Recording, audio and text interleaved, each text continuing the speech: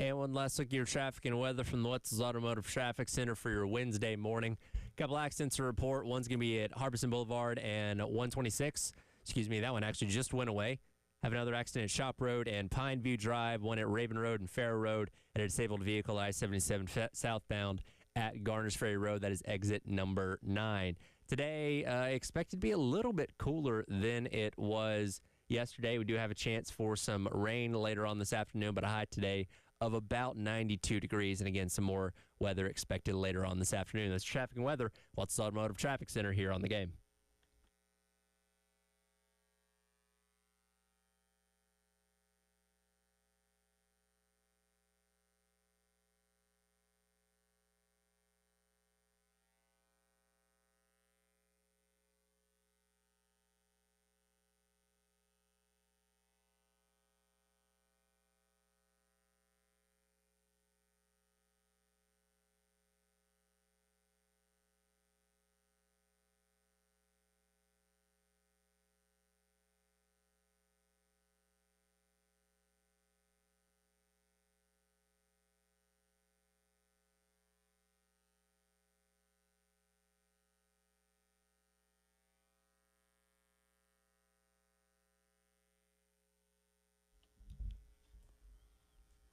Oh, 9 o'clock on your Wednesday morning. Welcome in. It is The Extra Point. Tyler Head, Jack Beltry along with you here on The Game. Very important day in a lot of ways. We are keeping our eye on the SEC Network right now. It's Takeover Day, Jack. You get to watch all of the highlights of South Carolina athletics over the past 12 months. We just saw the waning seconds of South Carolina's perhaps lone highlight of the men's basketball season, and that win over a top 25 Clemson team. And now it looks like we're transitioning to volleyball taking on Florida. Wow. Volleyball, let's go. Sure, why not? Yeah, we were talking about it before. Cannot wait to watch baseball's lone great win from this season. That was my thing a couple of weeks ago. It was one of the weeks you were out, but I talked about it. When they announced the takeover days, they don't put the full schedule out there of every single game that's going to be on, but they highlight certain games. Like, hey, if you're a Florida fan at 4-7, watch this and this. Mm-hmm. For South Carolina, one of the highlight games they have is the win over LSU in that Thursday game in baseball. Yeah. And I get it, LSU is the number one team, but it's like, one, that was the end of a disastrous regular season. 2, you still lost the series after that. Like, baseball should not be featured at all on this day, in my opinion. Nah, unless there's like a way to kind of like if South Carolina took 2 out of 3 from LSU. Yeah, then okay, the second game when you won the series. Or just, I don't know, do like a 2-hour recap of it or something. Like I don't know exactly, but yeah, I thought that was a little odd, but I get it. It was a cool win. I can't lie. It definitely did feel like seasons have passed when the team was good, but of course that just was not the case this year. But yeah, today is South Carolina's day, and looking forward to seeing what football games they got going on today. They already showed Missouri. Yeah, right? So that was actually at the start of the day at 12 a.m. Clemson's at 9, right? At 11, you'll see the A&M game. Good game. And then tonight at 9, I guess the last thing for the evening will be the game against Clemson. Wow. In between that, again, volleyball's on right now against Florida. Baseball game against LSU's at 4. Women's soccer against Mississippi State. They obviously had a good season at 2. And then women's basketball's win against Texas. Of the 4 times they played in the SEC tournament, that game will be on at 7. Wonderful. Man, where's the what's up with the softball disrespect? Yeah, where's softball? They had at 5 a.m. they had a softball game against LSU. Oh, great. But, I mean, great. Again, that's wonderful. That was sandwiched between Equestrian at 3 a.m. and this men's basketball game we just finished watching here. That should be baseball. I'm sitting at 5 a.m. Come on. That's the thing, is like your prime mid-afternoon, that should be at least softball if you're going to go a stick and ball sport like that. Yeah. Like, baseball should have been hidden if you're going to do it in the early morning hours when most people aren't watching. Well, whatever. There are bigger tragedies in the world. So you can take in all that content today on the SEC Network for South Carolina's takeover, and hopefully like within the next 5 minutes, or maybe at least when you're watching like the game against A&M, you'll get a nice little alert on your phone, or somebody will say, hey, guess what? we have a ruling on Rasul Faison because we think that's going to be happening today. Yeah, it would seem that is potentially the case. Again, I'm not holding my breath one way or the other. I think if it happens, it happens. If not, it's just another day because it's not a surprise that the NCAA is taking forever on this whole thing. Rasul Faison yesterday did tweet out like, hey, would appreciate any extra prayers, hoping this goes well. I don't know whether to read into that of like he's getting an indication that it's not going to go well, or he's just putting that out ahead of everything, hoping for the best. Yeah, I mean, I don't know. I mean, hopefully it goes his way. I think it should go his way. I think a lot of people, anyone that has a brain, probably will think it should go his way just because, look, he's played 3 years of college football. By that math, he should have another year left. So, we've said it for so long now. What is the holdup? Why is this taking so long? I'm an optimist, but I'm concerned that it's going to go the wrong way, especially how long this has been played out. And this is one of those things that, like, has got a lot of publicity here as of late, too. Like, locally, and it's starting to be picked up nationally as well. Like, hey, what the heck's going on with this Rasul Faison kid? So I just feel like the NCAA is going to be like, no. Sorry it took us so long, but no. That would be, like, the most NCAA thing to do as well. Just like, here's your ruling, but sorry it didn't go in your favor. All right, bye. No remorse at all. Fingers crossed that we're wrong, but that's just kind of my feeling as of right now. Yeah. And hopefully we're wrong. And don't have a good feeling about this. We talk about a full running back room because if Faison's not eligible, my level of concern for the running back room ticks up quite a bit. Oh, absolutely. I mean, having Rasul out there would be a very substantial improvement, but if not, I mean, you can make it work, and maybe this running back room will surprise us, but we're talking about losing a guy that rushed for over 1,000 yards last year, and I know he did at Utah State, but that's what you would hope to expect from him this season. Again, last year you had a featured A1 back in Rocket Sanders, and other guys played their role like Attaway and stuff like that afterwards, but I don't know if you look at anybody else in this running back room, you can say, yes, that guy can definitively be your, guy that gets 70% of the carries in the running back room. I think it'd become by committee at that point. It probably would be, and it's not like Attaway can't do it. He did it at North Texas, but I don't know. I mean, he was pretty solid in that secondary option last season, and look, we'll see what Auguste looks like for South Carolina coming over from Colorado in the portal, and then you got Fuller and Howell, and I really do hope if Rasul's not able to play, I really do hope one of those two guys that I just mentioned there at the end there, Fuller or Howell, takes a big step forward this year because I really do think there's a lot of potential for those guys to be great. So we'll be patiently waiting today to see if that ruling does indeed come down. Again, Scott Hamilton of the Post and Courier did note in his story earlier on this week that he's expecting to hear something today, so we'll keep our fingers crossed for that. We did learn about the representatives for the SEC Media Days for South Carolina coming up next week. We'll dive into that in just a second, but it is 9 o'clock and time for our Sandstorm Pick-Me-Up. Time to get hyped. Here's your 9 a.m. Sandstorm. Sponsored by George Sink Injury Lawyers. Just call all nines.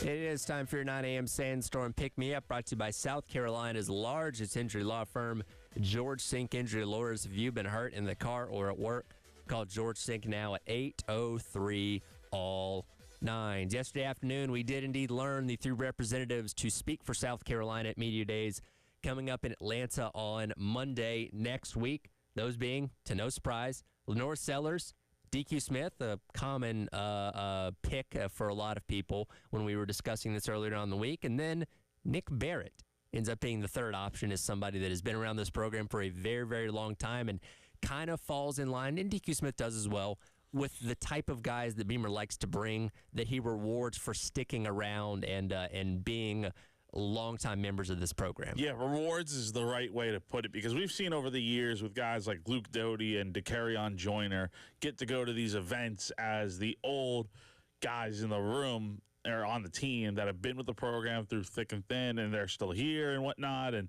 it makes sense that these are the guys that are getting to go. Obviously, Lenore's made all the sense in the world to go.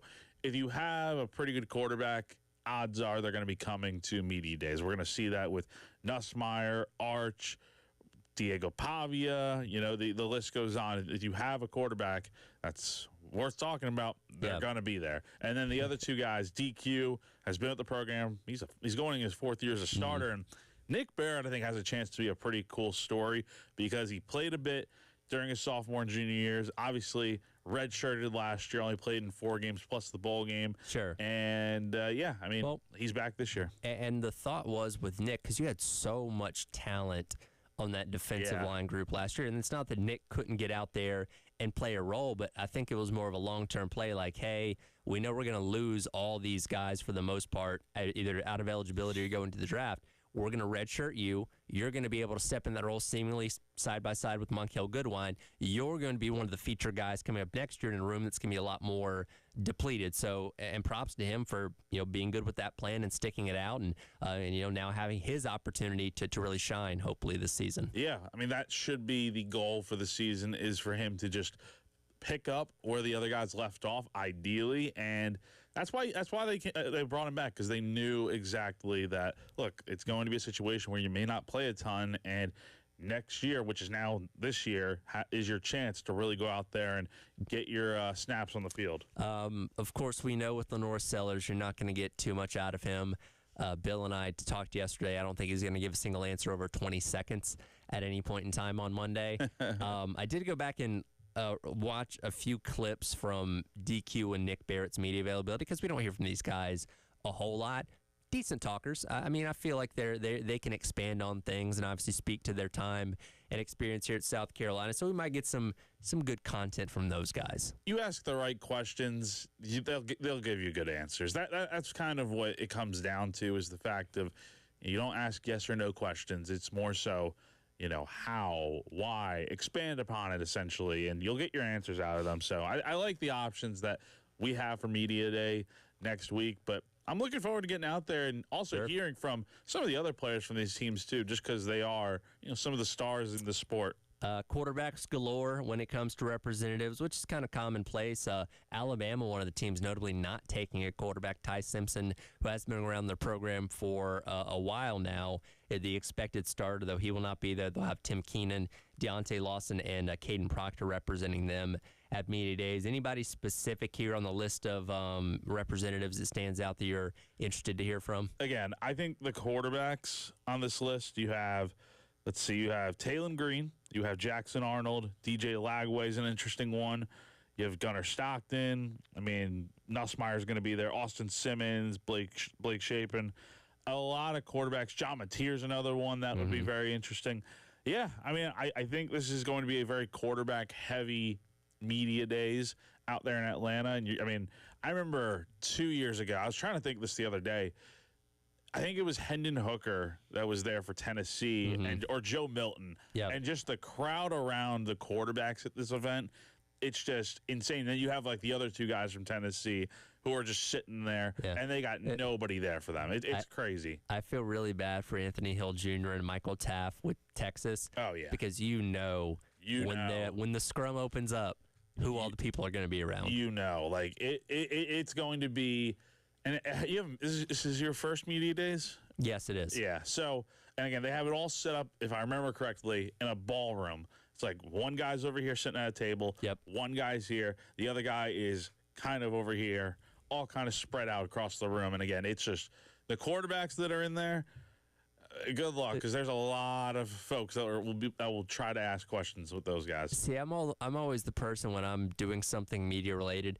And if I see, that situation where the media's all around one person, there's like one or two people off to the side, I'm the person that goes to the other person. That's where you get your best content. Hey, man, how's it going? And you can get more like personal type of things out of them because, again, it's a one-on-one conversation at that point. Yeah. And it's like with Sellers specifically, what is he going to say that's different from whatever he said in his previous few months here at South Carolina? Like, oh, how's the Heisman hype? What's it like being in South Carolina?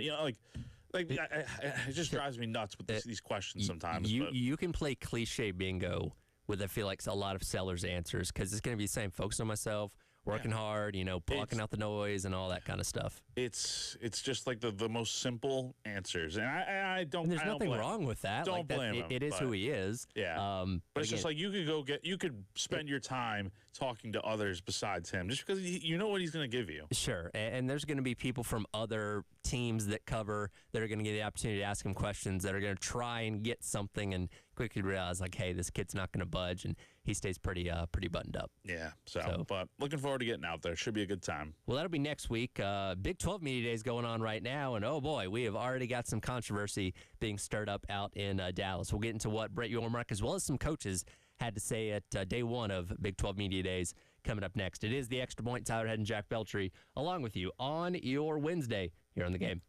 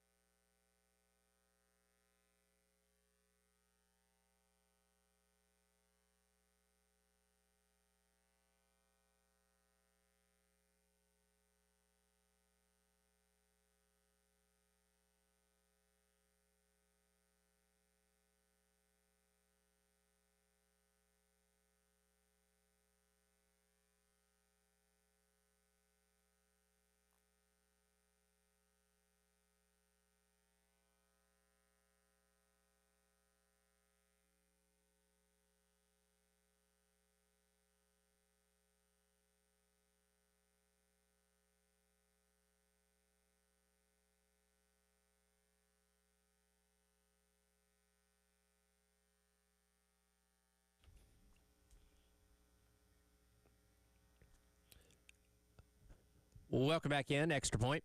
Tyred and Jack Beltry along with you here on your Wednesday on the game. We are in Media Days season. And one thing that's really interesting about Media Days is you will see the respective commissioners kind of take shots back and forth at each other. Like, you'll have one commissioner say something, another one will respond at their Media Days the week after. So the Big 12 kind of gets to set the tone, right? Because they have the first Media Days this year. Typically, I think they're always like the first Media Days right out of the gate. And Brett Yormark is not afraid of pushing buttons, and I give him credit for that, because he came right out of the gate firing when it came to the proclamations of just how good his conference, the Big 12, is going to be this year. Every school in our league has committed to providing the highest level of benefits to our student athletes. And once again, I believe we will be the deepest football conference in America. No league offers the competitive balance that we do. Last season, the Big 12 led the nation in fourth quarter lead changes and go-ahead scores in the final minute of conference games. And this year, our star power, especially at quarterback, will be on full display. The Big 12 returns 9 starting quarterbacks who threw for over 2,400 yards last season. The rest of the Power 4 combined, just 11. We also boast one of the nation's top coaching lineups, from Hall of Famers to rising stars. I fully expect the Big 12 to earn multiple college football playoff bids this year and to show once again that we can compete with anyone. Bold proclamations, deepest conference, multiple playoff bids. That's a lot. He's setting the bar pretty high for his conference. Yeah, hey, look. We talking season, it can run a little thin at times, and we're at that point in the summer where it's like, we need football talk, and this should definitely solidify that need here for a little bit. I mean, that's a bold statement right there. Now, the quote about the deepest conference is the one that's always going to stir people up and say, hey, you had one team getting the dance last year, and they didn't even make it past the they were an automatic qualifier round by being the conference champion. So people are like, hey, well, slow your jets here. I think the word he probably should have used is most competitive, because the Big 12 was wild last year, right? And we'll get into the media poll here in a second. Like, Arizona State was picked dead last, and they won the thing. And in fact, I went back and looked, and most of the teams they had in like the top 5 to 6 ended up being in the lower end of the conference. So it was wide open. Yeah. They had 7 teams, 6 or 7 teams finished with either 2 or 3 losses. And I remember following this last year, going those last couple weeks of the regular season. We didn't know who's going to play in the conference championship game because it was that wide open and that thin of a margin. Like, BYU was undefeated for a while. They lost a couple games down the stretch. Obviously, Arizona State ends up winning it. They played Iowa State, but Colorado was in the mix there late. TCU, like a lot of teams, still had a fighting chance to play for and potentially win the Big 12 conference and get themselves in the college football playoff. So while deepest, I think, is maybe not the right word, very competitive, though, I think is very true and likely to be the case once again when it comes to this conference. No, absolutely. I mean, this is a conference that, I think he's got somewhat of a point in that they're going to be very competitive this year. And it wouldn't surprise me if they did get another team into the playoff, though. I think a lot of people expect the SEC, the Big Ten, to take up most of those bids, and then the Big 12, the ACC, those are like one-bid leagues, potentially 2. I think we definitely could see the potential of an at-large from the Big 12, just because there are going to be a lot of teams, including Arizona State, who won the conference last year, competing for those spots. I think it's going to have to be a situation where you probably have like 2, maybe 11-1 teams play each other in the conference championship, or one 12-0, one 11-1. The 11-1 wins the conference championship, and the 12-0 is just so undeniable. You have to put them in. Like, those are the kind of things, kind of like the ACC had last year with SMU, playing Clemson in the conference championships, where you just have to make yourself so undeniable they can't leave you out, because again, you're kind of fighting an uphill battle when it comes to comparing yourself to the SEC and the Big Ten teams. That's the way it should be, too. I think that would definitely almost guarantee a spot at that point, because it's like, again, how often are you going to be leaving out an 11-win team? Like one that, made their conference championship game. And, if they lose, I mean, it could easily be like how SMU lost to Clemson last year, a tight-knit battle. And it's like, you're putting that team in over a, let's say, like a 9-win Alabama team, or 9-win Ole Miss, or even 9-win South Carolina or Miami. It's just one of those things where if you have the right wins and you're in your conference championship, it's hard to leave you out. Well, one thing the Big 12's not going to be doing this year is having a preseason media poll. As I mentioned a moment ago, last year in the preseason when the media picked the teams 1 through 16 in their expanded conference, Arizona State came in dead last. Brett Yormark in the conference believes that is something that hurt Arizona State last year. Again, they made it in the playoff by virtue of an automatic qualifier, so the ranking didn't really end up mattering at the end of the day. But they are, I guess, maybe the trailblazer of getting rid of their preseason media poll to potentially benefit the conference as a whole.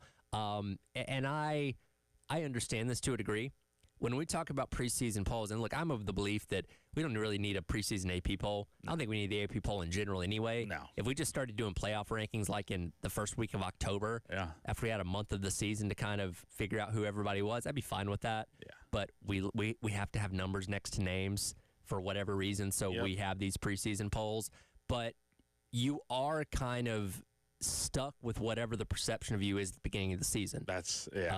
Like, again, Florida State was a top 10 team to start the year last year. They ended up being a disaster and obviously weren't a top 10 team, but for the first couple of weeks of the year, they were given that, they're 5th, they're 10th, they're 17th, whatever it may be, because that's what we thought they were going to be, and then ended up not being the case. I don't mind the preseason poll with, like, the conference standings and how people think that's going to shake out.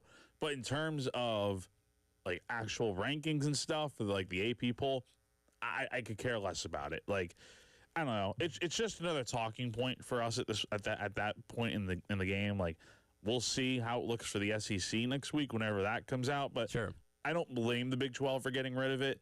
But I do think, like, I would rather just not see the AP poll than anything. Like, I mean, I'm sure those people do it. Like, they do their due diligence, but I just don't like. It's not very good. And to a degree, what your media is, because again, this is voted on by the media that are there, the people that cover the teams, and we'll have the opportunity to vote on the SEC media poll coming up next week. But the perception you have via your own conference's media poll can heavily influence the top 25 when they're making that ranking, a few weeks before the regular season, saying, nobody really thinks Arizona State's going to be that good. We're not even going to entertain them being in the top 25. And again, you have to overcome that as the season goes along. So again, I don't think the SEC should get rid of theirs necessarily, but I see where the Big 12 is coming from in going along with this idea. I wonder if there were a Big 12 media poll this year, where would Arizona, how would Arizona State?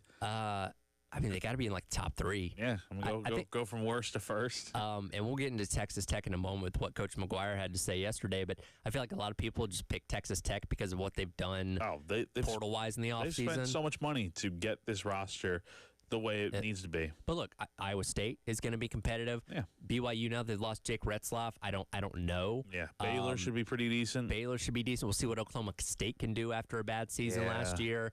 They always seem to find a way to bounce back. Like, again, I think this conference is going to be a lot of fun and very competitive. Colorado, again, we're not talking about Colorado a lot this offseason, but they bring in Caden Salter from Liberty. That's a very capable quarterback, and we'll see how he does. Like, I fully expect this league to be wide open, and when we get into the second or third week of November, we're saying, okay, there's still like 6 teams that could potentially make their conference championship. Fun and wide open are the best words to describe what this conference was last year and what it's going to be this year for sure. It's like with the Pac-12 in its final year back in 2023, where it was chaos every single week, and it was wide open. And obviously Oregon and Washington ended up playing for the conference championships, but we thought, okay, Southern Cal, Utah, there were a ton of teams that were in the mix throughout that entire season that ended up culminating with Oregon and Washington playing for it. But I'm getting those same kind of vibes with the Big 12 last year, and hopefully this year as well. Oh yeah, no, absolutely. And I think this is going to be another fun year for the conference, and let's see if they can get 2 teams in. They'll get the automatic bid most likely, but let's see if they can get the other, at-large bid. Well, like I said, the majority favorite for a lot of people is going to be Texas Tech, given what they did in the offseason with the transfer portal. We'll hear from Coach McGuire coming up next and his thoughts on what he thinks has been a very fun offseason. It is the Extra Point. It's our Ed and Jack Feltry along with you on your Wednesday on the Game.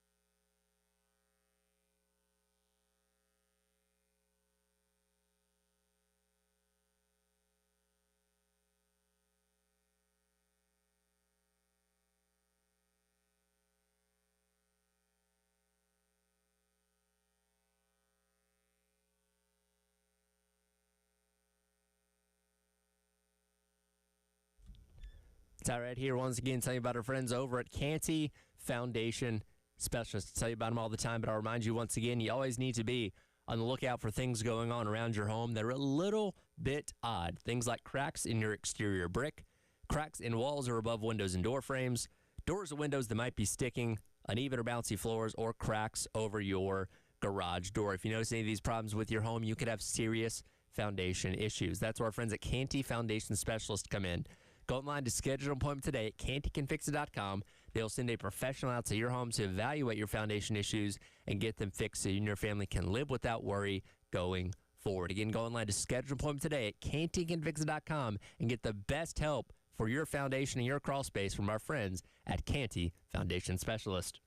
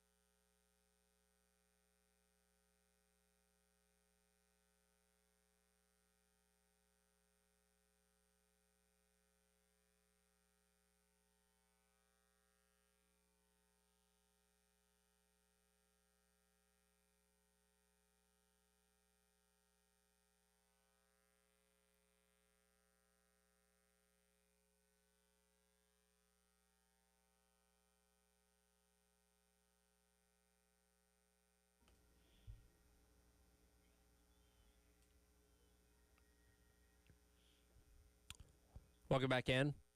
Extra Point. Tyrad, Jack Belcher with you on your Wednesday here on the game. Talking all things media days, Big 12 media days going on right now in Dallas, and perhaps no team generating more buzz, maybe across all of college football this offseason than the Texas Tech Red Raiders and all that they've done in the transfer portal, rebuilding what is expected to be a very good team this upcoming season. Head coach Joe McGuire entering his 4th season talked yesterday about what he said has been a pretty fun offseason. Yeah, it's been a fun offseason. We were really aggressive whenever it came to the portal and meeting some of our needs for the football team. I've been really proud of those guys for, I always look at what's the feel in the locker room culturally, the standard that we practice at, but then other things. Like this is the 3rd semester in a row that we've had a 3.0 or better as a GPA, and we brought in all those new guys. A lot of them have already graduated from college, but are still taking 12 hours, and we're able to do that in the classroom. I know there's a lot of expectations on the team. We look at it as opportunities. Jack Richards, a good friend of mine, went to Texas Tech. His son played at Texas Tech, and he sent me that text. He says, expectation or opportunities, it's all perspective. And we look at it that we have a great opportunity. I think this conference is really strong. There's a lot of teams that have some big opportunities this year to really make a statement, and we're planning on being one of them. Quickly, I always find it really funny when coaches bring up the academic side of things, like, oh, our team's got this GPA, or these guys are academic All-Americans and all that kind of stuff. And there are some coaches, sure, that I'm sure do care about that.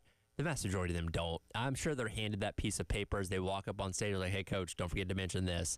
But, it's part of, the bingo card, right? When we talk about media days, all right, somebody's going to bring up their academic prowess that they really probably don't care about. And how many of those players are still with the team that were a part of that? So, hey, come on. What are we talking about here? It's, but look, to his credit, Texas Tech, there's a lot of buzz around them this season. Mm-hmm. They had according to On3 at least, the top-ranked transfer portal class with 21 guys brought in.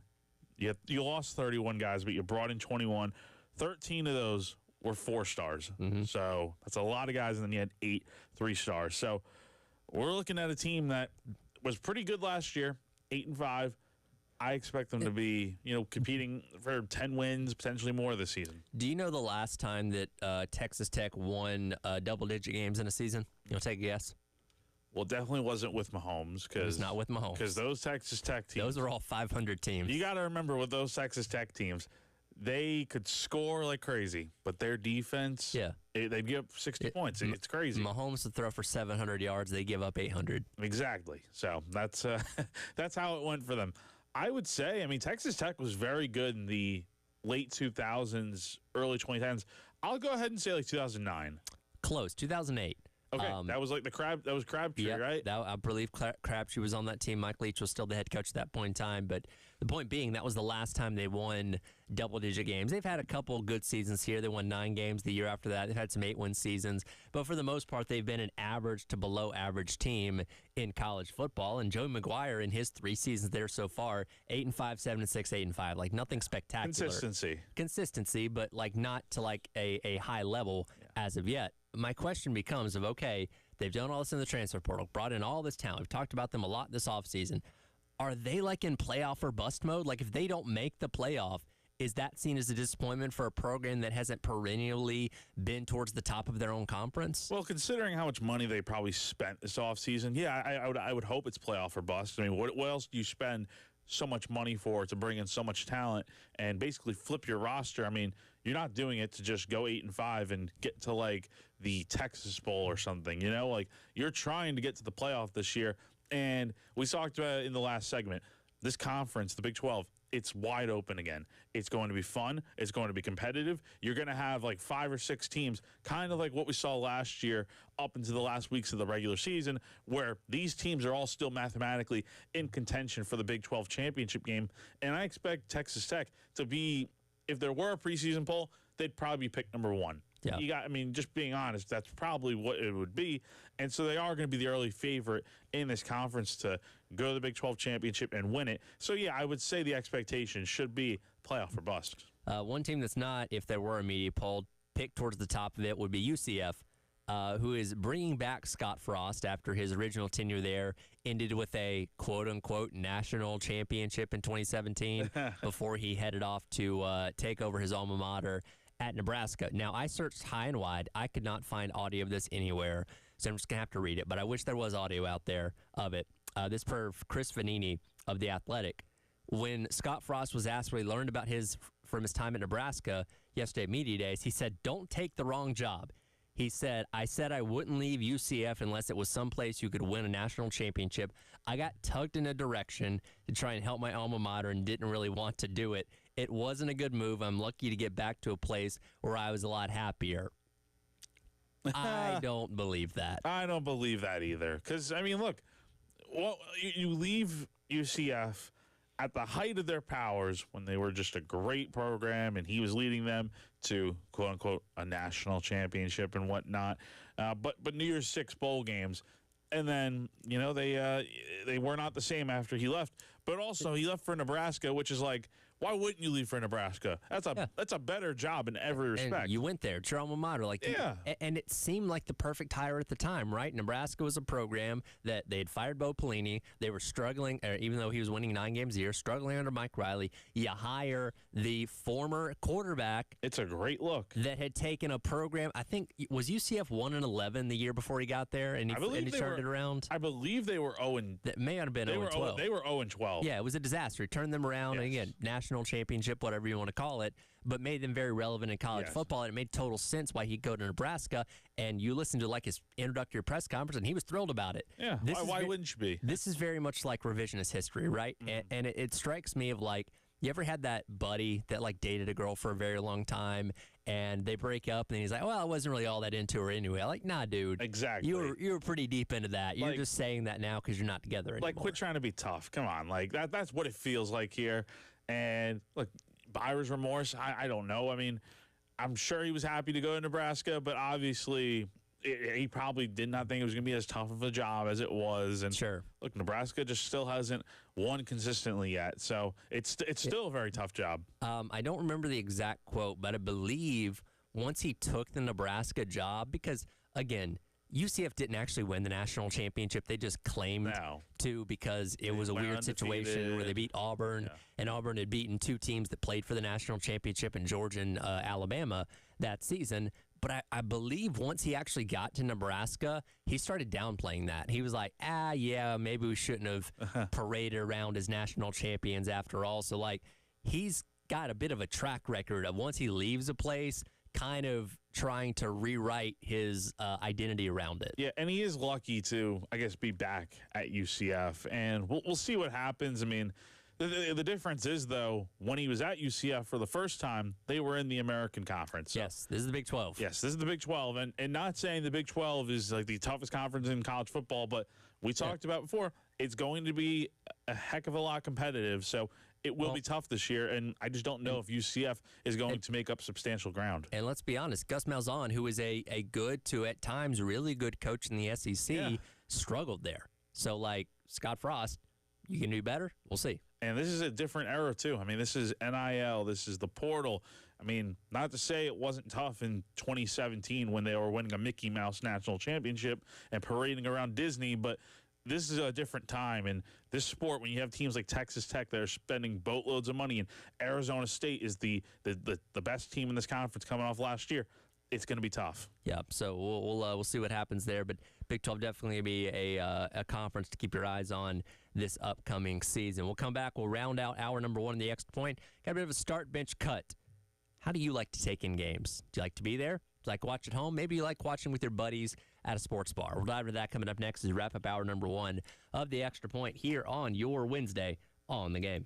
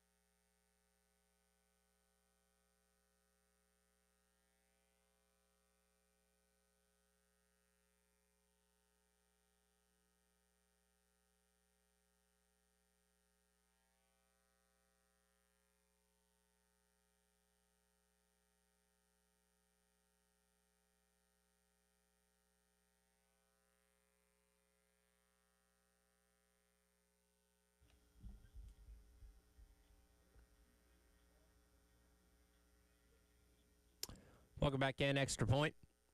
It's Outhead, Jack Belcher along with you here on your Wednesday on the game. We'll continue to keep our eyes open and ears open for any news on Rasul Faison, and as soon as it hits, hopefully we'll have something to report.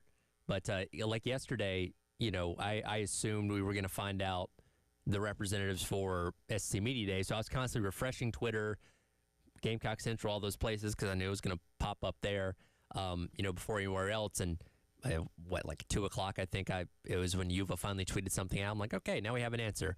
I'll be doing much of the same for that today for Faison, waiting patiently to see what hopefully the ruling is. And hopefully something does come today, one way or the other. Yeah, just get it to be able to know and just move on. It's just ridiculous that we're still talking about it in we're getting into mid-July territory now, and still no answer. So, we're beating a dead horse at this point, but we shouldn't have to, considering that this should have been resolved a long time ago. Well, we're waiting on that news, and again, we'll certainly talk about when it does happen. But a favorite pastime of summer is start, bench, cut. Give you three different things here. You have to start one, bench one, and cut one. I want to talk about the sports viewing experience, and we'll keep this specific to football here as we close in on football season 53 days away. Start, bench, cut, nosebleed tickets, watching at a sports bar, or watching at home. Which way are you going? I'm going to go ahead and I'll start watching from home. All right. I'll get into why in a second. I'm going to bench nosebleed tickets, and then I'm going to cut watching at a bar. Now, I think watching from home should be starting because, I just think the experience of just being at home, just watching on the TV, you can change the channel whenever you want. Yeah. You can have cold beers right at your side. Your own bathroom. Yes, your own bathroom, your own snacks. And I love cooking, so, I'll make whatever snacks I want or whatever, and it's a great time, as opposed to going out to a sports bar where you got to pay X amount of dollars for your beer, your food. And not to say it's not bad, but you could also bring it home, right? You could have it at home. You could get it DoorDash, whatever. Sure. So I think that's the better option there. And also, it's just loud and noisy. I prefer just being kind of watching on my own and just being at my place. And I think for the job that we do, where, again, we have to come in and talk about these things, I like taking as much information as I can. Yes. And watching a game at home, especially with how good television coverage has become now, you learn so much. Yeah. And I always go back, when we go to the home games over at Willie B, I typically go back and skim through the TV broadcast the next day because there's inevitably things that I did not know or could not have learned by watching the game for the press box because we don't have the TV audio up there with it, that I'm like, hey, I want to make sure I don't miss anything that was talked about during this game, because you get that with the at-home experience. I'll agree with you. I'll start watching from home. I'm going to put sports bar on the bench, and then I'm going to cut nosebleed tickets because I feel like, if you give me 50-yard line tickets, yeah, absolutely, that's a great experience, great views, and all that kind of stuff. But when you're in the nosebleeds, I feel like you end up looking at the screen more than anything else because of how far away you are. And then it's like, well, if I'm just going to be looking at a big screen, why wouldn't I just watch this from home? Yeah, I think it's a good point. I don't mind the nosebleed tickets depending on what venue you're at or whatever, what sport. But for the sports bar, though, I'll say this. The only time you'll see me go to a sports bar to watch a game specifically, I'll go out if I'm going out to eat or whatever. That's different. But if I'm going specifically to watch football, it'll be when, NFL. Sure. I'm trying to watch a specific game, but I can't watch it because it's not on television. Yep. Because I don't have, the Sunday ticket package or whatever. I'm going there to watch. So, the Bills, if I can't watch them, I'm probably going to, Twin Peaks down the block or whatever. So, shout out to them. But, yeah, that's probably the only time you'll see me go to a sports bar for, that sort of occasion. And sports bars, obviously, if you're watching your favorite team and they're winning and it's a fun game, that's great.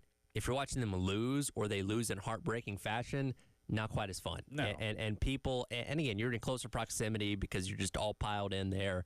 So the negative side of it, I think, is a lot higher. They're when you're at a game and you lose, that sucks too. But again, there's a lot of people there just having a good time. I feel like if you're at a sports bar watching a game, you are locked in and intense on what's happening. And if you're going with your buddies to a sports bar, then I think that makes it better. But in my case, I've gone to, go watch solo at a sports bar, and it's just very awkward because it's like I'm not gonna yell out there, you know. So that's like I can do at home, Why not? Well, and that's the thing too is you have the people that do watch the game like they are watching at home, Exactly. and you're like, all right, man, I think we can dial this back a little bit. Especially like if everybody else is quiet and they're the only one yelling, I'm like, all right, I think we got to have some situational awareness. And that's why you watch at home. That's why watching at home is the easy starter in this case. Yes, and if you break your own TV, that's on you. You don't have to end up paying the sports bar or whatever to replace theirs. Yeah, so it's but no,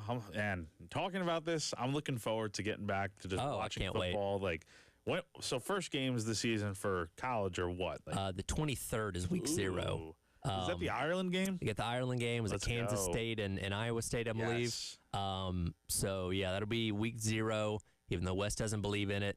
And then it's football. Starting Thursday, you get some pretty interesting matchups like Georgia Tech, Colorado. Yeah. Auburn, Baylor is going to be that Friday night. And then we're getting into Saturday, Sunday, and Monday. Sunday. Yeah, and again, Carolina's going to be by itself, taking on Virginia Tech in the middle of the day on that Sunday. So how many days are we away now? 53? We're 53 days away. Vershawn Lee days until kickoff. Vershawn Lee days away. That is a perfect way to end this show, man. Absolutely. Vershawn Lee was my favorite when he was here, by the way. Good dude. All right, we'll get you back in here tomorrow, and I don't know, we'll see what else is said at Big 12 Media Days that we can talk about. Free Sewell. Free Sewell, hashtag Free Sewell. Hour number 2 coming up next here on The Extra Point.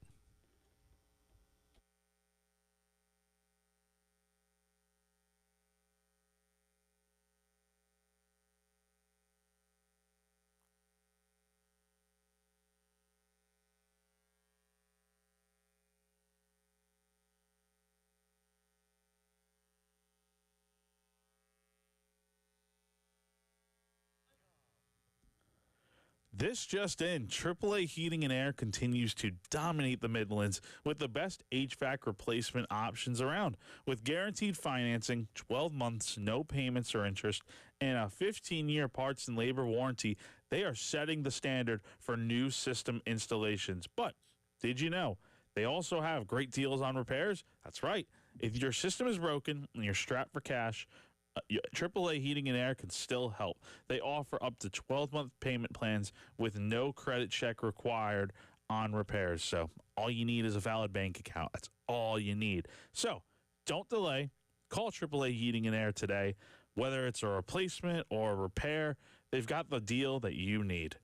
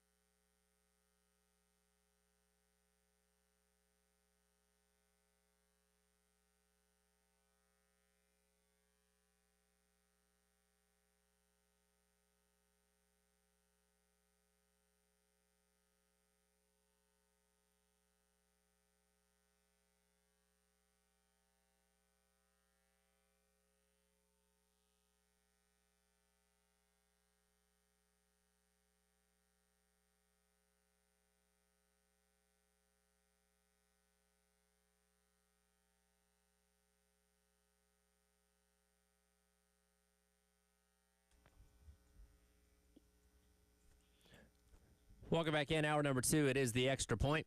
Tyler Head along with you here on your Wednesday on the game. Lots to get to in this hour. We're going to take a look at teams around college football that stand to be the most upset should they not come out on the winning side of things in week number 1, as well as what's going on out at Auburn. Things not going well with Hugh Freeze and recruiting, and he can't seem to pry himself away from the golf course. All that coming up as the hour rolls along. Also standing by patiently waiting to see the latest on Rasul Faison, and if he does get his eligibility at some time today from the NCAA. But it is 10 o'clock on Wednesday. That means it's time to talk some racing when Jen Jensen from the early game, as she was in attendance this past weekend for the 3rd edition of the Chicago Street Race. And Jen, much like the first edition, it was dominated by Shane Van Gisbergen. Boy, that boy can wheel around a road course, can he, or a street course. It was absolutely amazing, and every time that he would fall back a little bit, do a pit strategy or whatever, it's like he came back. I mean, you just kind of knew he would. So the ridiculous stat of him at Chicago, and we'll get into the future of this event in a minute, but if there's never another race there again, he'll have started 5 races there between 3 in the Cup Series and 2 in the Xfinity Series. He'll have 4 wins, 2 in Cup, 2 in Xfinity. The only time he didn't win in Cup was last year when he had a car capable of winning, but ran into, I think, either had a mechanical problem or wrecked out, but certainly was the class of the field that day as well. Yeah, he absolutely was. I mean, that was just kind of a, I don't want to say luck for Bowman, but I mean, it was. I mean, again, he has just been so dominant, and we knew that he was when he came into the series. We knew that he was a very dominant, very talented road course racer, street course racer. It's fun to watch when they do some things and they really monitor how he massages the pedals and everything. The technical aspect that he has is just fascinating. So you just kind of knew, and I'm sure with the other drivers, you're like, well, I guess we'll just do our best. Well, and that's the thing, like you said, when he came in to NASCAR full-time this season in the Cup Series, anytime you go to Circuit of the Americas, when you go to Mexico, when you go to Chicago, Sonoma coming up this weekend, Watkins Glen, he's always going to be probably the favorite because of how good he is at road courses, and that's why, Team Trackhouse has brought him in to be a full-time guy. And I think Justin Marks, the owner of the team, after the race on Sunday, brought up a really good point. Like, hey, we know he's good at this stuff. Wait till he starts figuring ovals out. And you see him from time to time, have some decent runs, but he's still coming into his own just because he doesn't have the laps and experience. But if he can figure out ovals and short tracks and super speedways and stuff like that, this guy might be unstoppable. Oh, I agree. And that's the thing. I mean, he's really not done too bad on ovals, considering he hadn't even touched an oval, before he came to the States. So the fact that he's able to figure things out as quickly, he's going to be a dominant force. I know that with him winning, he's in the playoffs, and a lot more ovals in the playoffs, but he may not win the championship this year, but I'm telling you what, give him time, and he will be a contender. Well, here's the thing: is we got 2 more road courses for the playoffs to get here. Sonoma this weekend, and Watkins Glen, coming up in August. 2 more opportunities for him to win, which would be 5 more playoff points, and who knows how many more stage wins. So he's at least building himself a nice buffer when he does get into the playoffs and does encounter those races and tracks. And maybe he's not the best at, but you at least have some room to work with in terms of your points over the cut line. Yeah, no, that's a really good point. He is building up quite the little points buffer. So do I expect him to win the championship? No, but he is, like I said, continuing to be a force to be reckoned with. His win was not, and again, we're talking racing with Jen Jensen from the early game here. She was in attendance at the Chicago Street Course over the weekend for the NASCAR Cup Series race there.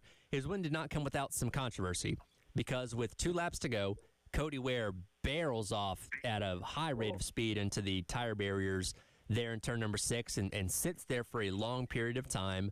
NASCAR does eventually call the caution after Shane had taken the white flag, which means they could not restart the race and have a green-white checkered.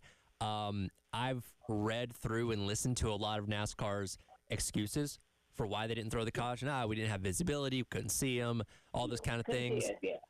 Let me put on my tinfoil hat. I think they were afraid of the rain and just didn't want to have to prolong the race any longer, and they knew once Shane took the white flag, it was over, and then they could throw the yellow. Yeah, I kind of think that too. And what's ironic with that is the rain never came. There was it was a little bit of mist, they would have been just fine to finish the race. But I mean, obviously, you don't know that because up at Wrigley Field, which is It looked miles pretty before. ominous. It did, and as we were watching, it almost was like the clouds were parting. They were going. As we would look to our right, to the north, because we were on the front straight, and so things going to the right would have been going over to the lake. You could see the clouds where it was enveloping the upper levels of the Sears Tower, Willis Tower. So you saw that this was all coming in, and you thought for sure it was going to hit us. But it's almost like it just divided so that we didn't get hit. But yeah, you didn't know whether weather was coming. So they have to play that. They do have to play that game. But it seemed like as hard of a hit as that was, nobody got that word when he's saying, "Hey, I need help, guys." It was, 45 seconds before they did that caution. So, yeah, it smells a little funny. Yeah, and there's a fan video from the stands that really kind of illustrates just how fast he was going when he hit that thing. And there appears to be a NASCAR official standing there with the headset on that you would think would be there to relay the information. But, again, I think that's more NASCAR trying to get the event over with as opposed to actually trying to be on their P's and Q's. And look, they have a history of doing these kind of things, so it's not surprising. But in a sport that tries to emphasize safety as much as they can, well, again, when you have a driver that's saying, hey, need some help here, like, it's a very bad look that they're rightfully getting raked over the coals for by leaving him out there as long as they did. Yeah, and there were a few times where there was a spin, and obviously I know that they try to give them a chance to get spun around or whatever and get going. When Cindric spun, it was almost a full lap before they ended up doing any kind of a caution. So there's always going to be controversy because they seem to kind of change how they handle cautions. Sure. The consistency just does not seem to be there. Yeah, and again, thankfully Cody Ware's okay, and nobody got seriously hurt, but that's something that definitely needs to be looked at and addressed going forward. We'll get into the full in-person experience here in a minute. Did you get any good view of the Bubba and Alex Bowman beef that was going on mid-race once again? I really didn't see much of that because, again, we were on the front straight, and I know that there were in some turns where they were really kind of bumping and banging. But even after the race, it looked like they had a conversation, and it honestly looked like there were some fans who were really encouraging a fight, and they just kind of let it go. So that was kind of interesting. That it's like, okay, cooler heads prevailed. But it just from replays, it looked like, yeah, they were having none of it with each other. It's funny how these two continue to find each other. Specifically at Chicago, they had the run in last year where Bowman won the race, and Bubba kind of checked him into the wall after the race. And really, I think this year is more kind of chalked up to just hard racing because everybody was on it with about 10 laps to go, and these two guys kept just running into each other, nudging back and forth, and Bowman did end up kind of finishing Bubba off. I know NASCAR was looking into seeing if it was like a hook spin. It didn't appear that way to me in the replay that I saw because TV didn't really show it live as it was happening, and it's Wednesday. We haven't heard anything about penalties or suspensions, so I think Bowman gets off free here. But yeah, neither driver seemed too torn up about it. I think fans kind of made more of that than what it was. But these days, I guess you kind of never know how people are going to feel about those things. No, and it's hard racing in there. I mean, they've said that course is really tough. You have a lot of really sharp turns, a lot of narrow areas, so you're going to be kind of bouncing off of each other. And as long as nobody, like you said, is intentionally hooking someone, I think it just really is chalked up to fighting for position. Yeah, absolutely. So we'll see if that continues on with those two. But you being there in person for the third year in a row, and again, the first time you didn't have to get wet, so I'm sure that was nice. That was nice, and I chalk it up to the fact that we were prepared this time. We did have rain ponchos with us, so I feel like that maybe helped ward it off a little bit. But it was great. It was great to see it from the ceremonies beforehand, and they had former Bulls player Derek Rose who did the command, and so you got to see all the festivities all the way through, and that was great. And then we were just down from the start-finish line, so we were treated to the burnout of SVG, which he's become well known for. We got to see the kick of the ball, and it was good all the way around. I really had no complaints. At one point, it actually got hot, where it's like, okay, I keep the sunscreen going because the sun, when it wasn't overcast, it was hot, no question. So I'm sure it had to be a warm day for all of them. But then all of a sudden you felt that cold front coming in, probably 15, 20 laps to go, and thought, we're going to get this in. So like I said, it was great that we did. What was kind of the overall interest from like a city standpoint this time around? And of course, it's on a holiday weekend, 4th of July, so a lot of things going on, I'm sure, in Chicago. But from like an overall interest standpoint, where did this one compare to the prior two? You know, I felt like there was still interest. I didn't feel like maybe the crowd was as thick as before, but they had changed some of the seating too. So where we used to sit, they didn't offer seating there anymore. So I think they had made some adjustments in that. But it was still a good crowd, and anything that I read and I watched the local news, for the most part, there was still a lot of positivity. I mean, yeah, there's some diehard NASCAR fans that I've read who just say, "Oh, you know, let's be done with this experiment. Let's go to Chicagoland if we're going to do anything." Sure. But it seemed like a lot of people were excited about it. You saw people being interviewed where never been to a race, you know, a NASCAR race before. It's a great opportunity that's here. So I think you got your fans out of it, and I know that's part of the goal of doing something like this. And the future of this event is certainly up in the air right now. I know the mayor of Chicago came out and said, hey, maybe we move it to another weekend so it doesn't clash with 4th of July. So that's certainly a possibility. 3 years is kind of, at least in these past couple of years, when NASCAR has done different things. Think about the Bristol Dirt Race lasted 3 years. The race in the LA Coliseum for the Clash lasted 3 years. So you're kind of at that point, you're kind of decided, okay, is the novelty wearing off, or is this something that we can continue to do? Seems like there's another street race on the horizon with San Diego coming up next year. So how does that impact it? So I'm interested to see if this event does return, if not next year, maybe sometime down the line. Yeah, I think it was well received, and I think everybody agreed that the racing was really good. So I think if you have that, those are some important elements. It wouldn't surprise me. Do I think it'll be on the series next year? I don't. But, I mean, I don't know anything, so who knows? But I can't imagine it doesn't come back on the schedule. Well, and I think even if it doesn't come back on the schedule next year or any point down the line, it served as a very important step in the scheduling process because, again, NASCAR for the longest time had a very stagnant schedule that never changed. And, you know, when you look at going to Bristol Dirt, when you look at going to the LA Coliseum, going to Chicago, it was NASCAR's way of proving, like, hey, we can do things outside the box. And the fact that you could go into a city like Chicago, drop NASCAR in there and make it work, shows you can do that anywhere, which, again, now opens up San Diego or Philadelphia or these other places, Denver, that NASCAR's talked about taking the sport to. So, you know, Chicago kind of ended up being the pioneer in respect in that kind of event being a future thing going forward. Yeah, no, and that's a very good point. It's exciting to see that, again, the fact that they're willing to experiment with that, I think it's good for the sport overall. And, I would love to see them experiment other places. I have no problem with that.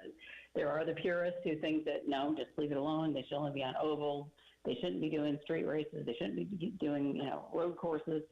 I think it's good. I think it tests the abilities of the drivers. I love the technical aspects of it. So I think overall it's fun, and I love that they're branching out. Well, it's a fun one to watch. Should be another fun one this weekend on a more traditional road course out there in Sonoma, where, again, I expect SVG to probably be the favorite going into the weekend and to lead a lot of laps as well. Yep, absolutely he is. I was looking up the favorites, and shockingly, he is the favorite. He and Larson, since Larson won last year. But it'll be fun to see, and I'm anxious to see another good race going into the series. And we can talk later about the in-season challenge, because how crazy who remains in that. Oh, my gosh. It continues to be chaotic, and we'll touch on all that coming up next week. Appreciate it as always, Jen, and we'll see you back tomorrow. Sounds good. Thanks, Tyler. It is the Extra Point. Tyler Head along with you here on your Wednesday on the Game. What fan bases around college football stand to be the most upset if week number 1 does not go their way? We'll dive into that coming up next. It is the Extra Point. Tyler Head with you here on the Game.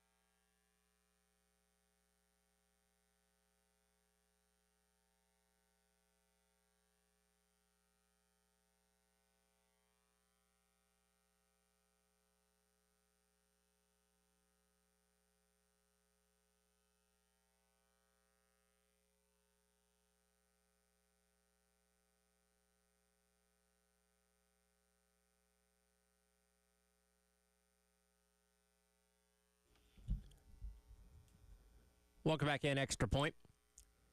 Tyrod along with you here on your Wednesday on the game. 53 days away from South Carolina kicking off the college football season. As we fast approach the start of football season, a lot of teams we've talked about this offseason quite a bit. A lot of coaches that have made headlines, a lot of coaches that have said things this offseason. One of them that's been kind of quiet, though, has been Brian Kelly down there in Baton Rouge. Paul Feinbaum was on our sister station, Jocks FM, earlier on in the week and touched on a little bit about Brian Kelly and what's been a quieter offseason for LSU this year. It's gone wonderfully. And when I saw him, Greg, in Destin, I don't know, 5-6 weeks ago, he was oozing with confidence. And I really think he knows that's the only thing he can do right now. He can't play this second-rate game that Hugh Freeze is playing. It won't work. I mean, his fans are a little bit different. I mean, they are used to winning national championships down there. They expect it, even though overall the program has been all over the place. So he's told everybody the truth. He's got the best roster. The problem is he's got the toughest opening game, and he's got the toughest September. I think he'll survive September, but that is a very tricky schedule when you consider what he has to deal with before 5 weeks of the season are over with. And Feinbaum brings up a lot of good points there that the standard at LSU is national championships. The prior 3 coaches before him in Ed Orgeron, Les Miles, and Nick Saban all won national championships. And if we're listing those 4 coaches in terms of who's the best, I'd put him only behind Saban. Like, I think Brian Kelly's a better coach than Les Miles and Ed Orgeron, but those 2 guys somehow found the way to win national championships. You would think Brian Kelly would be able to figure that out himself at some point, too, but it hasn't happened as of yet. And he mentions that week number 1 game against Clemson in Memorial Stadium, Saturday night, 7:30, ABC, national TV, all that kind of stuff. All eyes are going to be on the LSU Tigers, a team that, let's be honest, has underachieved the past couple seasons. They had the Heisman Trophy winner, the most electrifying quarterback in college football 2 years ago. Defense couldn't stop anyone. They had another really good team a season ago that found a way to lose games they had no business losing at the back end of last year, keeping them from being one of those teams vying for a playoff spot. So the pressure is on Brian Kelly, absolutely, this upcoming season. Now, his buyout is ridiculously high, so he's not going to get fired or anything like that anytime soon. But in terms of fan bases that I think stand to be the most upset coming away from week number 1, I got to put LSU maybe at the top of that list. Because let's think about this. They go into the other Death Valley up there in Memorial Stadium, and they lose by, let's say, 10 points. Now, Clemson is what we think probably a playoff football team, one that's the favorite to win the ACC, got a ton of guys returning, ton of NFL talent, all that kind of stuff. So there's no shame in losing to them necessarily, but when you're in the SEC and your margin for error is already pretty razor thin, and I've said this before, I don't think there's any team in the SEC this year that's going to go undefeated. I think the best team's probably going to be like 10-2. So if you're already baking in that you're probably going to lose like 2 games in the SEC anyway, just given how tough your schedule is, losing that 3rd game could be vastly detrimental. And yes, it is to a team that we expect to be very good and possibly in the playoffs themselves in Clemson, but LSU fans won't take that as an excuse. You're a team in LSU that's supposed to win these type of games. And for Brian Kelly specifically, in his 3 years at LSU, he has not won a single opener game. They lost 2 back-to-back to Florida State. They lost last year to Southern Cal out in Las Vegas, the famous game where he pounds on the table and says, "We did it again." And we got so many miles out of that, that meme for a while last season. You got to figure out how to win in game number 1. And again, you got a tough challenge going on the road, taking on Clemson. But your team, we talk about Garrett Nussmeier maybe being the best quarterback in all of college football this upcoming season. You have the team. You have the talent around him. You've added more talent at wide receiver, got talent returning, you got good guys on defense. Like, this should be the year that LSU's knocking on the door of making it into the college football playoff, and anything less than that is going to be deemed as a failure. So if you go in to week number 1 and lose against Clemson, your fan base is going to be besides themselves. Those message boards on what the last year was, where they went 2-10, coming off of what should have been a playoff team the year prior, they need something. They need something to be happy about. And you know what? I think even if they lose, right, even if Florida State loses by, let's say, a last-second field goal to Alabama, they could still feel pretty good about that. It's like, okay, it's Alabama.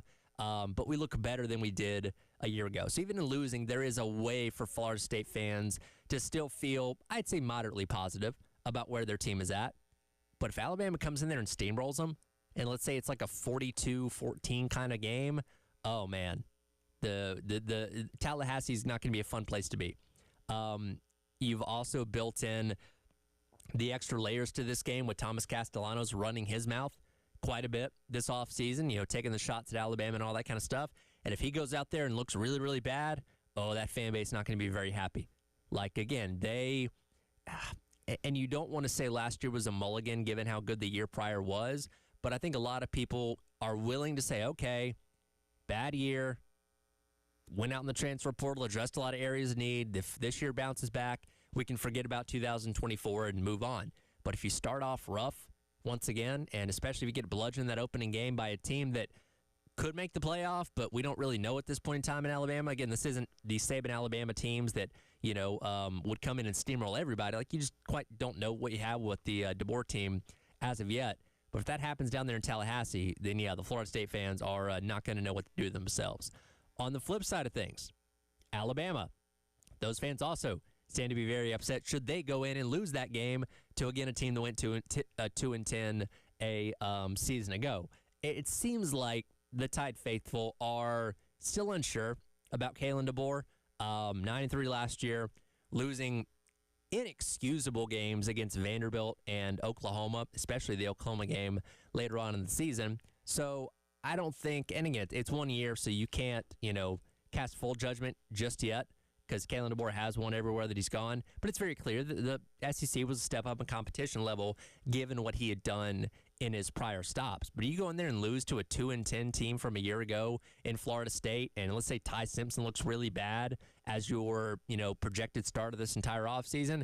Yeah, people are going to be pretty upset about that. Now, Kalen DeBoer's done a really good job this offseason when it comes to recruiting and saying all the right things. So he's, I'd say, in good graces right now, but they need to go in there and win that game for people to stay off his back. Because, again, at Alabama, any game that you lose as the coach after Nick Saban, you're immediately under 10 times more pressure than any other coach would be after losing a game. So that is vitally important for Alabama to go in there and win that game, get their season off to the right start. Because, again, they got a tough schedule. They have to go to Georgia this year. I think they get LSU at home, get Tennessee at home, but I think they go on the plains to Auburn this year. So a lot of tough road challenges for them this upcoming season.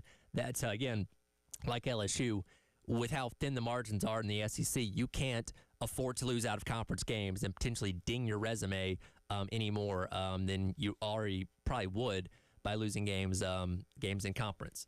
We'll get to another team in the SEC that is spiraling a bit as of right now that, if they lose their week number 1 game, I think their fan base is going to be pretty upset as well. And Hugh Freeze just can't seem to pry himself away from the golf course. All that coming up next as the Extra Point rolls along. Tyler Head along with you here on your Wednesday on the Game.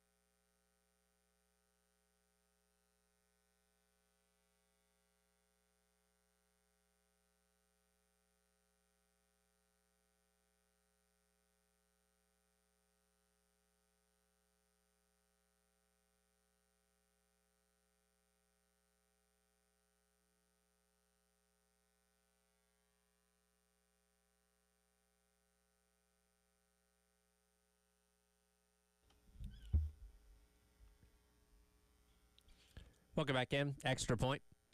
Tower Head along with you on your Wednesday here on the game. It is time for You Sprung a Leak, brought to you by our friends over at American Leak Detection. You've been paying attention to what's been going on out on the plains in Auburn. Things are not well when it comes to the Tiger faithful and the relationship they currently have with their head coach, Hugh Freeze.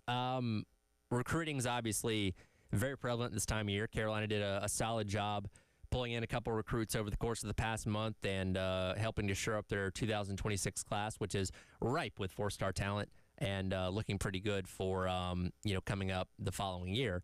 Auburn, not so much the case. Right now, according to On3, they are 87th in the nation and 86th according to 24/7 in terms of their overall recruiting rankings from a national standpoint.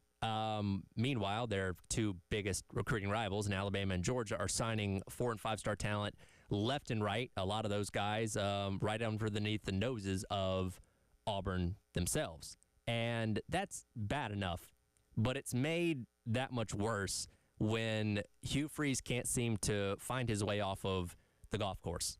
And in fact, 2 days ago now, I think it was, he tweeted out he'd won some golf event with, I think some other coaches or something like that, and put the trophy on Twitter with him posing with it. And, of course, everybody's losing their mind, like, get off the golf course, go in and, get yourself back on the recruiting trail. Now, their athletic director did advise on August 1st, which is the first day a recruit can receive a written scholarship offer that includes a revenue sharing number.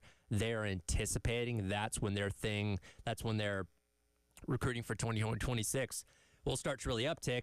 I'll believe it when I see it. If that's what they want to think, then okay. But until then, your fan base is not going to be happy with the way things are going currently. And look, this is a very, very important year for Hugh Freeze, and he really has to win. And our guy Josh Pate of the Josh Pate College Football Show highlighted that the other day on his show, kind of outlining Freeze and what 2025 looks like for him. I really feel like Hugh Freeze got there, and to Auburn fans' credit, I thought they had as much patience as any fan base would have with a head coach in like major college football, SEC football, because they understood the cupboard was sort of bare. Hugh Freeze did not inherit some turnkey, ready-made winner. He didn't get what Kalen DeBoer got handed to him. He didn't get what Ryan Day got handed to him. So there was a lot of understanding. Even in year 2, still some understanding. This is year 3, and you've got to win. You've got to win. They went 6-7 first year, 5-7 second year. They got to win this year, and it's just a roll of the dice on Jackson Arnold. That's the long and short of it. Their over-under win total 7.5. They've got to go over that. If they don't, what are you selling? You're trying to package a vision. That's what they've been trying to do. Selling kids on what will happen. Come be a part of it. But 3 years of 7 wins or less, who knows what this year holds? They got to get it done, man. 6-7 in year number 1, 5-7 in year number 2. You're not seeing things progress positively out there. And as Josh Pate brought up, a lot of this season hinges on how good Jackson Arnold can be. Was it just the fact that he didn't have enough around him in Oklahoma to help him out, and that's why he struggled at times last year and eventually got benched? Or is it just, hey, maybe he's not very good? We see plenty of 5-star quarterbacks that just don't quite live up to the billing during their college career, and Jackson Arnold could certainly, be that guy. But again, so much of the success of Auburn this year is going to hinge on just how good he can be. And Hugh Freeze, again, if you don't start winning year number 3, a tough decision does have to be made out there in Auburn. As they've proven with Brian Harsin, they are not afraid to cut bait with you very, very quickly. He got less than 2 years before they fired him. Now, Freeze's buyout, where he get fired this year, I think is around $15 million. So maybe there's some hesitancy there because they just finished paying off Gus Malzahn. They're still, I believe, paying off Brian Harsin by a couple $1 million every single year. And, of course, we're talking about revenue sharing. You don't know how teams are going to spend money now going forward that they have to account for $20.5 million for their respective sports programs every single year. So maybe that'll buy Hugh Freeze a little bit more time. But in terms of testing this with a fan base, it's at a fever pitch as of right now. I go back to my question from earlier of what fan bases potentially stand to be the most upset after week number 1, and I think Auburn is a prime candidate for that. They play on the road at Baylor on that Friday night, August 29th, I believe, 8 o'clock game, on Fox. You want to talk about embarrassing yourself? You go in there and lose to an okay Baylor team. They were 8-5 last year with Dave Aranda. You lose that game, and if Jackson Arnold struggles, they're going to be losing their minds. again, I think Auburn message boards may be the most unhinged when it comes to things not going well. And, again, they would be losing their minds if they go in and lose that week number 1 game to, to Baylor there. And I've seen a lot of national pundits bring up this point when it comes to Auburn's recruiting class and why they're struggling right now. Again, their AD kind of giving the excuse of, hey, wait till August 1st. We can start giving out these, offers via revenue share, and that's when things will change.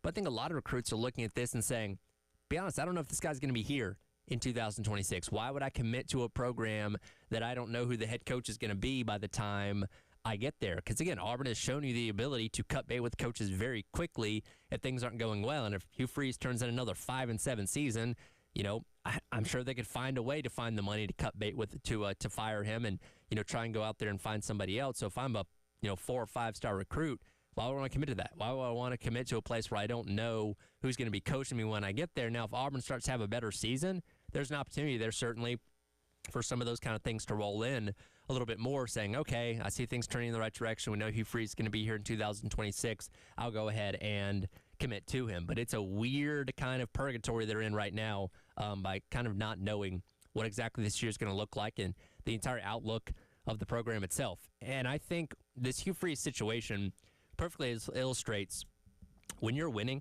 when things are going well with your program, you can do whatever the heck you want because you can point the results and say, hey, look what I'm doing on the field. Look what I'm doing in recruiting. Don't worry, I got this. When you're struggling, everything you do is going to be put under a microscope. Again, there's plenty of coaches that go out there and golf. Steve Spurrier golfed constantly, but when he was winning, that's cool. But as soon as you're losing, as soon as things aren't going well, why the heck are you on the golf course? Why aren't you on the recruiting show? Why aren't you in recruits' homes? Why aren't you calling these guys, FaceTiming these guys, talking to their moms, whatever it may be? Everything gets brought under scrutiny. And I think you can look at that perfectly here at South Carolina as well. Let's go back to now 2 years ago when Carolina was coming off the 5-7 season, had missed a bowl game, disappointing year, whole 9 yards.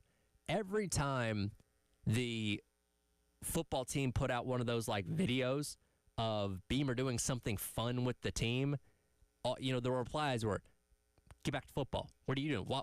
Watch film, recruit. You went 5-7 the year before. There's no excuse for you having fun when you should be working on getting better. That's the mindset that we have. Fast forward to now. I don't know if you guys saw this. I believe it was either earlier this week or late last week. I forget which one. But there was a video going around of Shane Beamer doing like a TikTok dance with his daughter. I'm assuming at their house or whatever. And there was this dumb Ohio State fan site that picked it up and were ridiculing Beamer, saying, that wouldn't be our coach, blah, blah, blah. And most South Carolina fans came to the events like, hey, man, he's, has spending time with his kid. Leave him alone. And I agree with that, and I said the same thing. But there's a lot of people, if instead of coming off of a 9-3 regular season last year, if they went like 4-8, that would say, yeah, why are you doing dumb TikTok dances? Get back to work, grind the film, recruit better, get better talent out of the transfer portal, whatever it may be, because when you're struggling, people don't want you to do anything else but focus on trying to make your program better. Again, Gamecock football can put out as many silly videos as they want this year, and everybody's cool with it because you're coming off of successful season. And look, Hugh Freeze, when he was at Ole Miss back in the day, I'm sure he did plenty of golfing back then too, but he was the man for the time there. 8-win season, 9-win season, 10-win season, beating Alabama in back-to-back years. He could do no wrong for a while. And obviously we know the controversy that led to him getting fired there at the end of the day. But now he's at Auburn, and he doesn't have that success to fall back on. What he's done in the SEC is not really relevant anymore because that was over a decade ago. The game has changed. Defenses have changed. Offenses have changed. He's got to show something to elicit hope in that fan base, or else they're going to continue to turn on him. Because I think everybody, if you ask most Auburn fans, have him on the edge of the cliff, and they're ready to push him off and be done with him as soon as things start going in the wrong direction once again this upcoming season. Again, that game number 1 against Baylor is the perfect opportunity for them to say, see, it's not working. We need to do something else.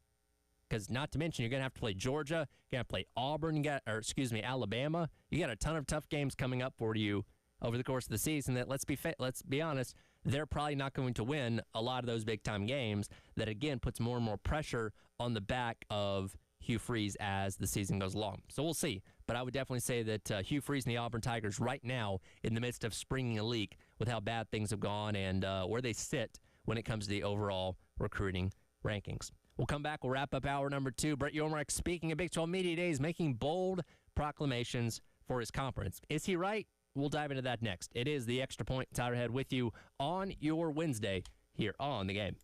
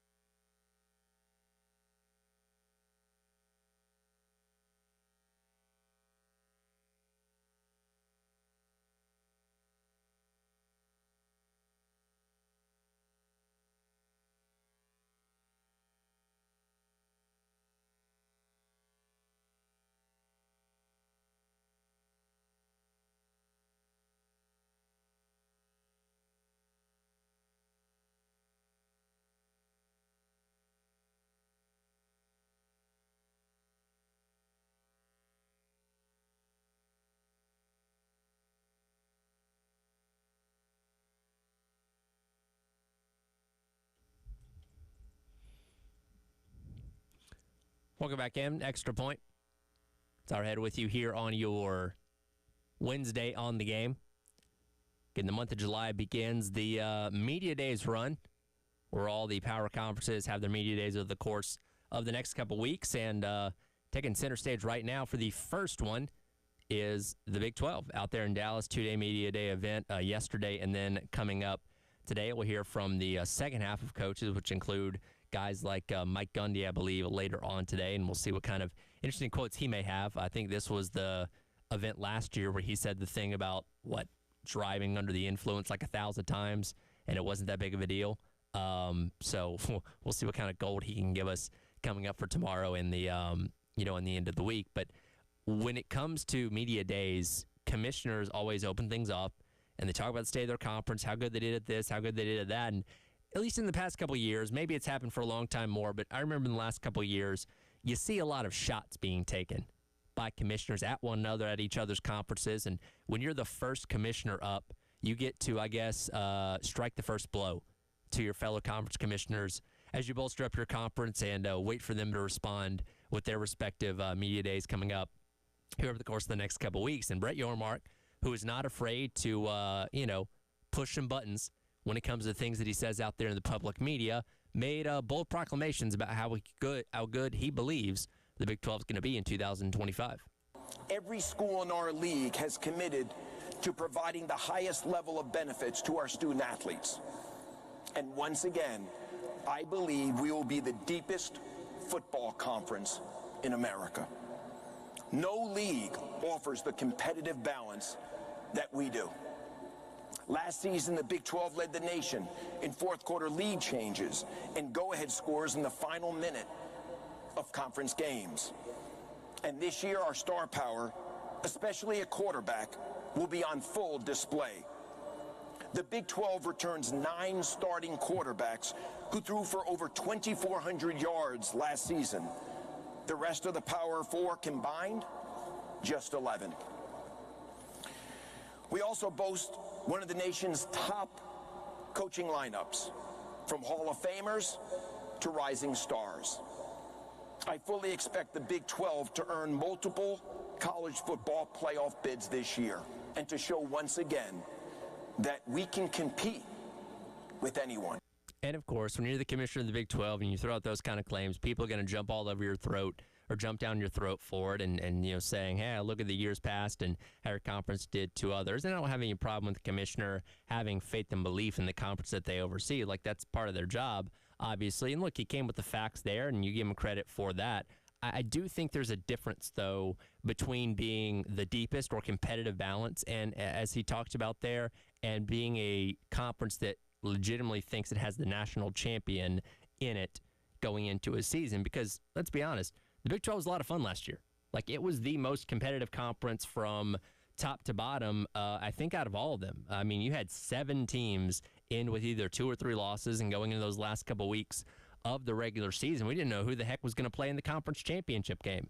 It looked like BYU. It looked like Colorado. It looked like Baylor. It looked like Iowa State and Arizona State, who eventually ended up playing for it, Arizona State winning and getting themselves in the college football playoff. But it was completely wide open last year. Utah went in as the overall favorite, lost Cam Rising once again early in the season, and fell off from there. In fact, when you go back and look at a lot of the teams that were picked at the beginning of their top of their media poll a year ago, which they're not going to do anymore going forward, as we learned yesterday as well, most of those teams finished towards the bottom.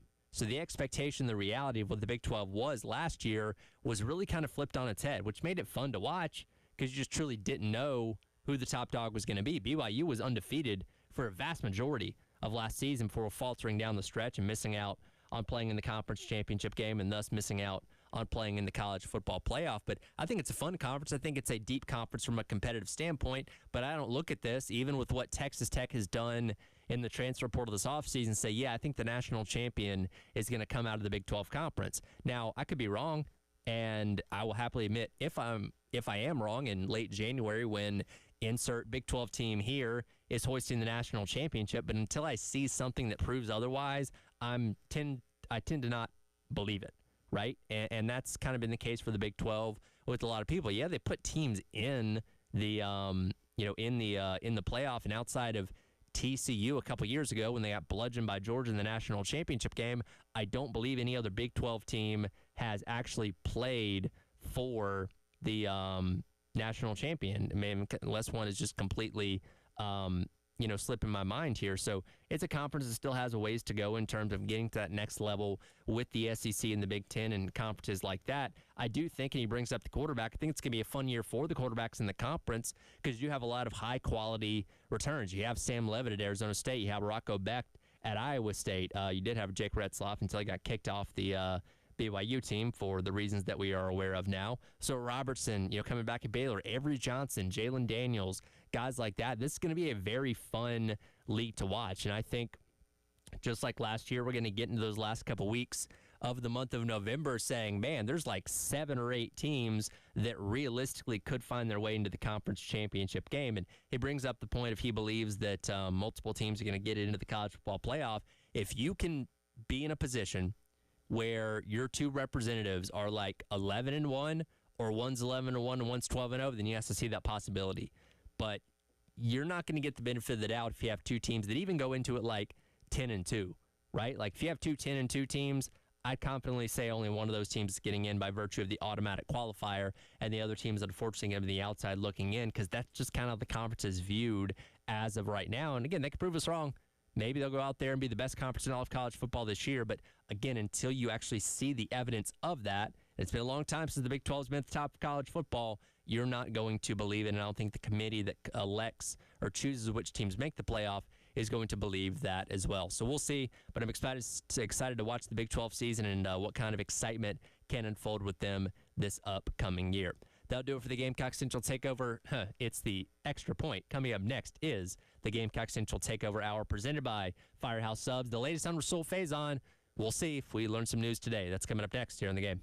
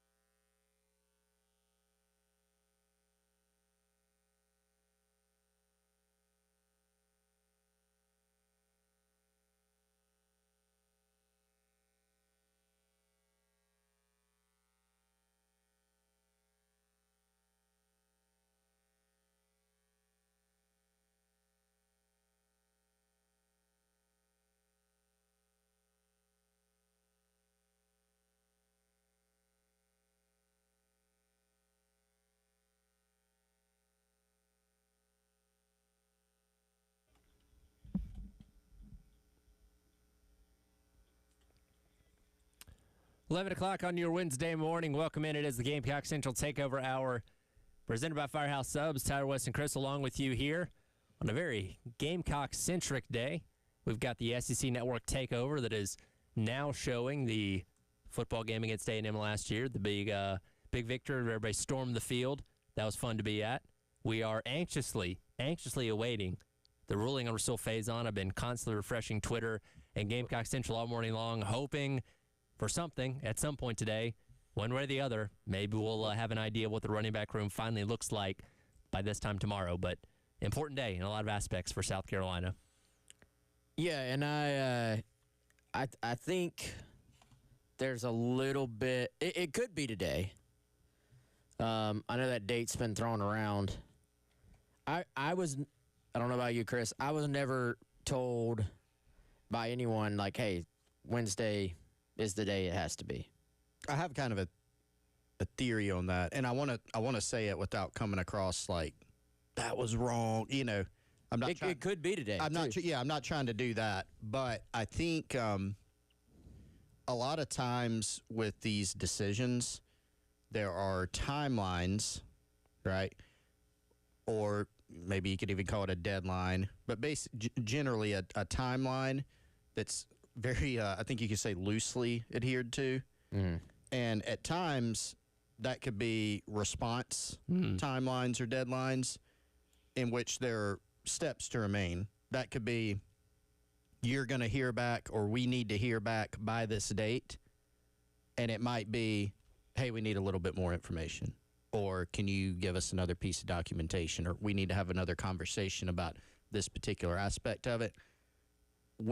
I know, yeah, I'm with you, Wes. We kind of tried to dig around, like, is it Wednesday? Like, is that the final day where a decision is definitely going to be handed down? And I think what we got back is not necessarily, because there could be some additional pieces. So I think maybe it just got a little lost in translation to where it was, this is a date in the process, but not necessarily the date, if that makes sense. Yeah, and Rasul did tweet out yesterday, like, hey, appreciate any extra prayers and all the help I can get. So maybe an indication that he knows something of something that could be happening today, but we'll certainly have to see. I think I remember Beamer talking about either in one of his press conferences or when he was at the Welcome Home events that you guys went to, that I think he was told multiple times by the NCAA, hey, we'll tell you something next week or 2 weeks from now. And it just, again, the can kept getting kicked down the road. And here we are, again, 53 days away from kickoff. Get to the trivia question in a moment. Still not knowing the status of what it's expected to be, the feature back for this team. Yeah,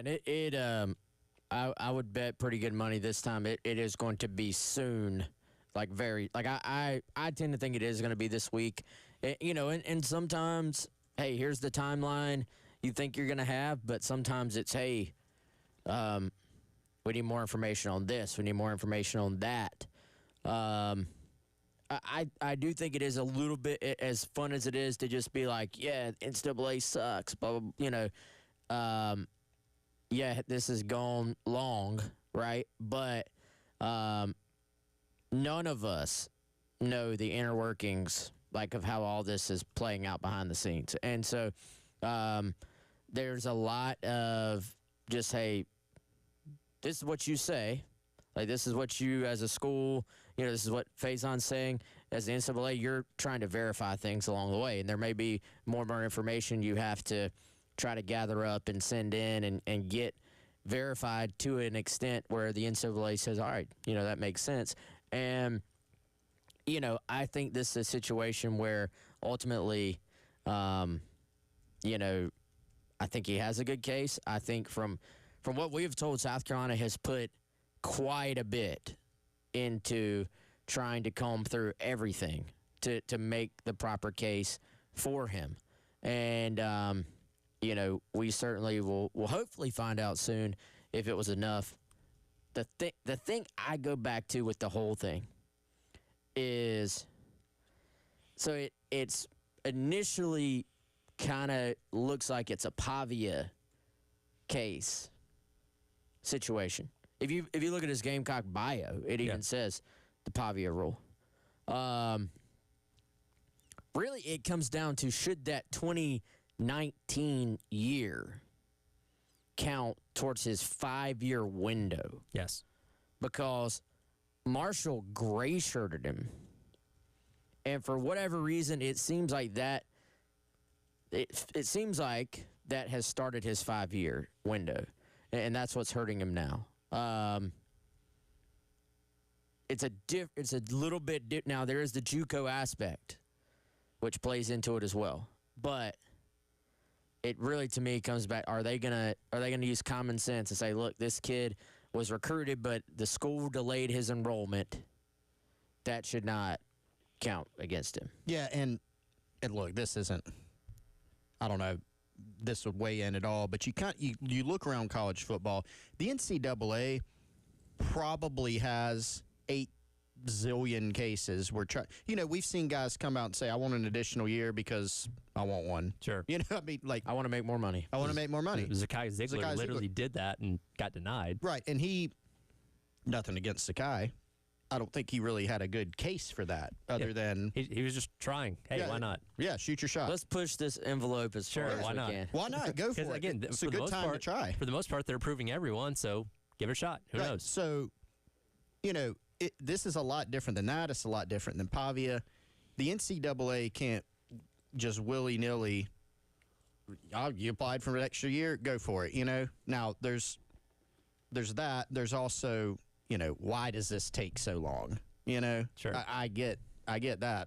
Y'all know me. I'm not defending the NCAA by any means.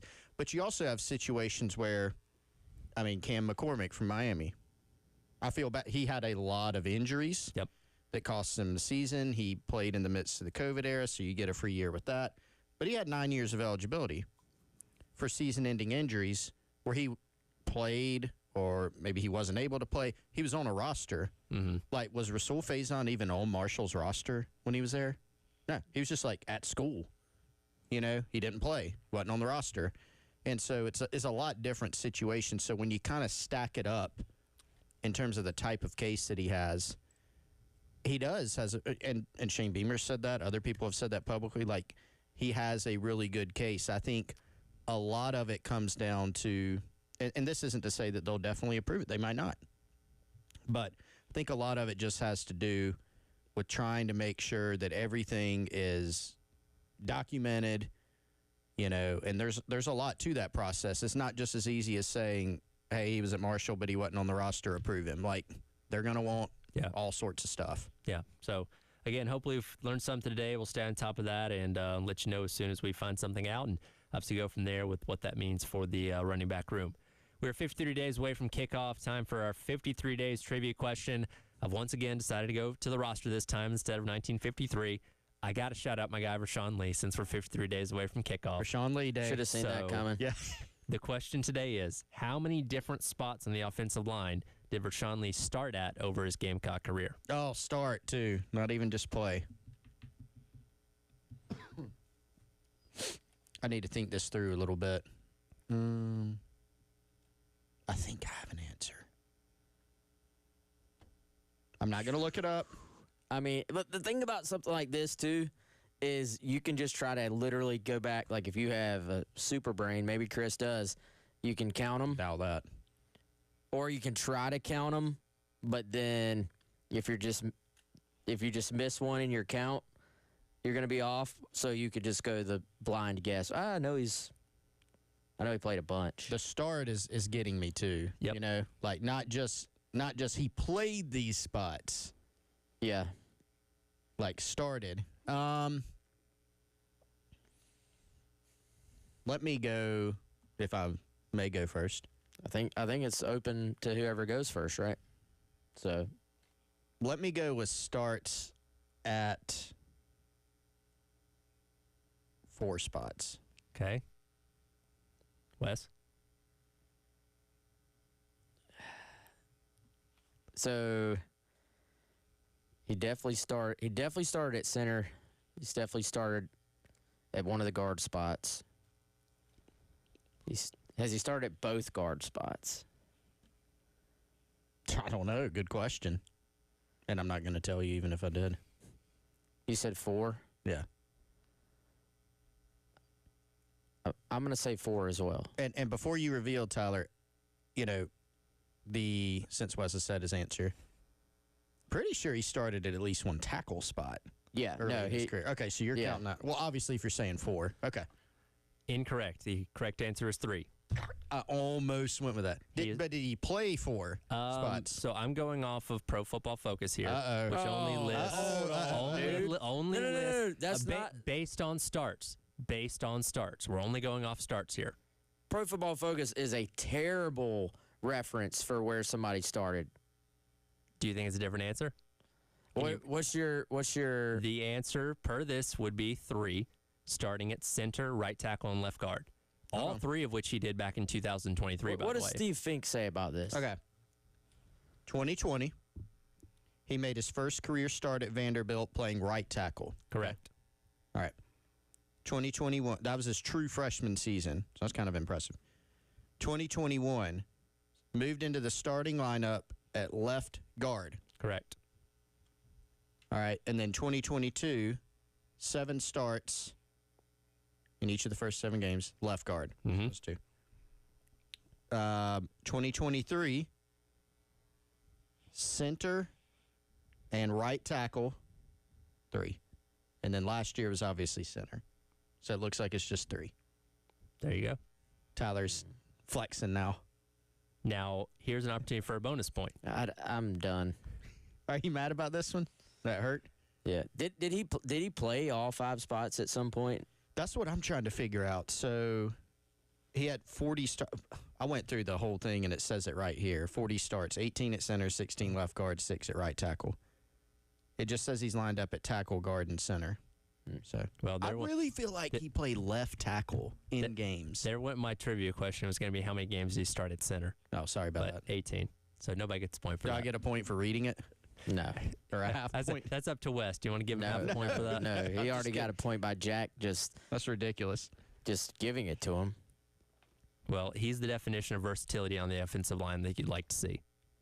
Tyler's favorite player. I do appreciate you mixing him into. Yeah. By the way, do we still have that Garnet Trust sign behind our stand and repeat where I can cut off the little part that he signed that said Rashawn Lee 53? I assumed you already had. Tyler's going to get a little frame. Yeah. At your house. I'll and do it'll it. just have that little square in a shadow box. We should have got him to put a 2 Tyler on there. Ooh. Maybe we can still make that happen. Hey, you guys got the connections, man. We'll see. That's the 53 Days trivia question. We'll take a look at who South Carolina's bringing Media Days coming up next week, as well as a Fox Sports analyst that's predicting the Gamecocks as one of the favorites to be a team to make the college football playoff for the first time this upcoming season. That's coming up as the Gamecock Central Takeover Hour presented by Firehouse Subs rolls along on your Wednesday here on the game.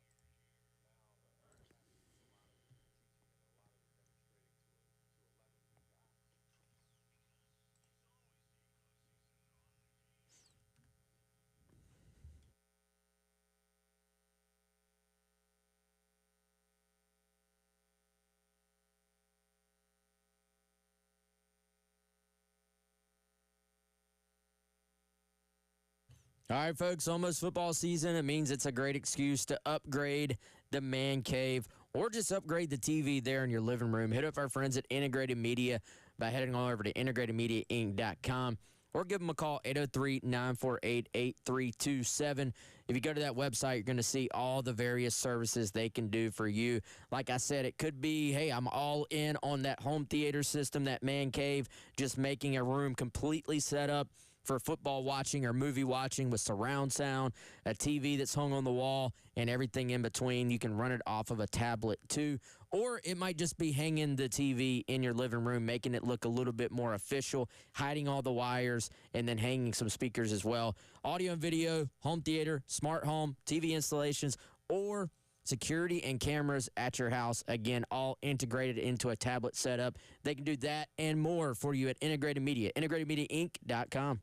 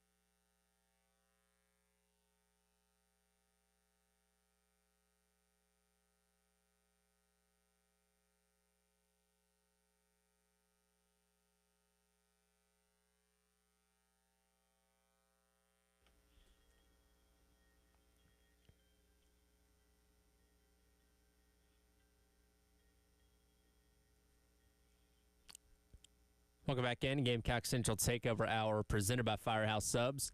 Here on your Wednesday on the game, a couple days away from SEC Media Days, where Carolina will lead things off on Monday. Coach Beamer speaking right around 12. And we learned yesterday the player representatives that will be joining him out there in Atlanta, which include Lenore Sellers, no surprise there, being the quarterback, as most teams going to be taking their quarterbacks to Media Days. DQ Smith, who's obviously been around the program for a long time, and maybe the one surprised a few people, Nick Barrett. But it kind of falls in line with the Carrion Joyner, last year Luke Doty, guys that have just been around the program for a very, very long time, that are loyal to SC, that Beamer seems to like to reward when it comes to taking to events like this. So, again, a list that makes a lot of sense in terms of the way they usually do it for SEC Media Days. Yeah, I think Nick maybe flew a little bit under the radar for everybody that was guessing who it might be. And then, like you said, though, makes a lot of sense in terms of, hey, these are, in this case, guys that, have been in the program. They all signed with the school out of high school. Obviously, none have hit the portal or come in from the portal. And in terms of Nick and DQ, you're talking about guys that have stuck around. And, I think when you look at what Beamer wants the program to be about and some of his picks in previous years, yeah, it certainly tracks, certainly makes sense. I thought there were some other guys that made sense as well. You look at, I thought even though it's only his second year in the program, I thought maybe Oscar Attaway would have a good shot. He's been a great representative of the school and the team. I thought Jalen Kilgore would have a shot. Obviously, Dylan Stewart's a big name, but I don't even know if Dylan Stewart would want to go. Like, I don't want to speak for him, but I could see Dylan just being like, hey, somebody else can take that spot. He's not somebody that expands on things too much. I replayed the conversation Chris had with him on the Gamecock Club Hour yesterday, and again, talked to him for a few minutes, but not really somebody that opens up a whole lot, so maybe not the best when it comes to a media day settings. And again, Sellers being the quarterback, it makes a lot of sense, even though we know he's probably not going to tell us too many insightful things himself while he's there, but his presence and what he means to this team, obviously very important for something like this. But I went back and, kind of picked through some of DQ and Nick's media stuff over the past couple of years. And these guys, when you ask them the right questions, can give you some good insight. And again, just that experience of being here for a while, seeing what Beamer has built these past handful of years, good representatives to, again, speak to where this program's been and where it's heading going into what hopefully is another good season. Yeah, I feel like Sellers is one of those guys where, you got to bring him, right? Of course. He's your star quarterback. He's not a senior. Beamer has certainly leaned into more, as opposed to star power or, hey, who was the biggest recruit coming out of high school, or, not even who's our biggest impact players necessarily. He has leaned into a lot guys that, they might be both of those, but certainly the experience factor. Yeah, again, he brought Doty last year. Yeah, exactly. Like guys, as you said, Wes, who represent the program and what he wants the program to be about. And when you think about Nick Barrett, here's a guy who was in the 2021 recruiting class. He's been here for several years. He stuck it out through a coaching change. He's waited his turn. He's going to have a good opportunity. I'd be very surprised if this year he didn't play the most snaps that he's ever played in his career, and he stuck around and earned that. And so he seems to have a lot of trust. Shane Beamer references Nick Barrett a lot when he talks about the team. He's, in fact, someone that he's pointed to this offseason as someone that he wanted to take that next step in leadership. I remember, Wes, now that when we sat down with Beamer, what was that, late January, February, earlier this year, we asked him that. Hey, you're losing a ton of leadership off this team, off of last season's team. Who are some guys you're looking to? And Nick Barrett was one of the few guys whose names came out of his mouth as, he's a guy that needs to take a next step. And I think so far so good there, and DQ with a local guy, multi-year starter, senior. He makes all the sense in the world. And Sellers, not that he hasn't earned it, but sure. you've got to bring him for sure. Yeah, it's more surprising when you don't bring your quarterback to media days. Like Alabama's not bringing Ty Simpson, and that's kind of like, oh, that's interesting. The guy that's been around forever and you project to be your starter, why aren't you bringing him? And again, we'll talk more about that next week when we start to hear from some of these guys. as we head into the 2025 season, again, a lot of projections out there. Carolina in a lot of conversation based on what they did last year and what they could potentially do this year. Joe Klatt on his podcast the other day made a list of the top 10 teams he thinks have a chance to make their first ever college football playoff appearance. South Carolina clocked in at number 3. If I can get the audio to play. 3 teams most likely to make their first playoff. Number 3, South Carolina. Love Lenora Sellers, breakout star in the second half of last season as South Carolina won their last 6 in the regular season. Does need to cut down on turnovers, but I think that's going to come with experience. At least I felt like it did when I was playing. 13 last year. He needs to be certainly under 10. They do have a new offensive coordinator this year with Mike Schuler replacing Dal Loggins, who went to App State. On defense, they've got to replace 7 starters, including Kyle Kennard, Nagurski Award winner on the edge. That's going to be difficult. But they have one of the best pass rushers in the country. Dylan Stewart is coming off a freshman All-American season. And so Shane Beamer feels like I would certainly assume like they're going to be quality on defense. They're going to be quality on offense. They've hit the portal to fill some holes. They've got some real stars. And then the issue becomes the schedule. They've got a real good shot at starting 5-0. Toughest game is at Missouri, okay? But then it gets real when the calendar turns to October. Check this out. 4 straight weeks. At LSU, Oklahoma, Alabama, at Ole Miss, then a bye week, then at A&M. Hello. They still have Clemson left in the back end of that schedule.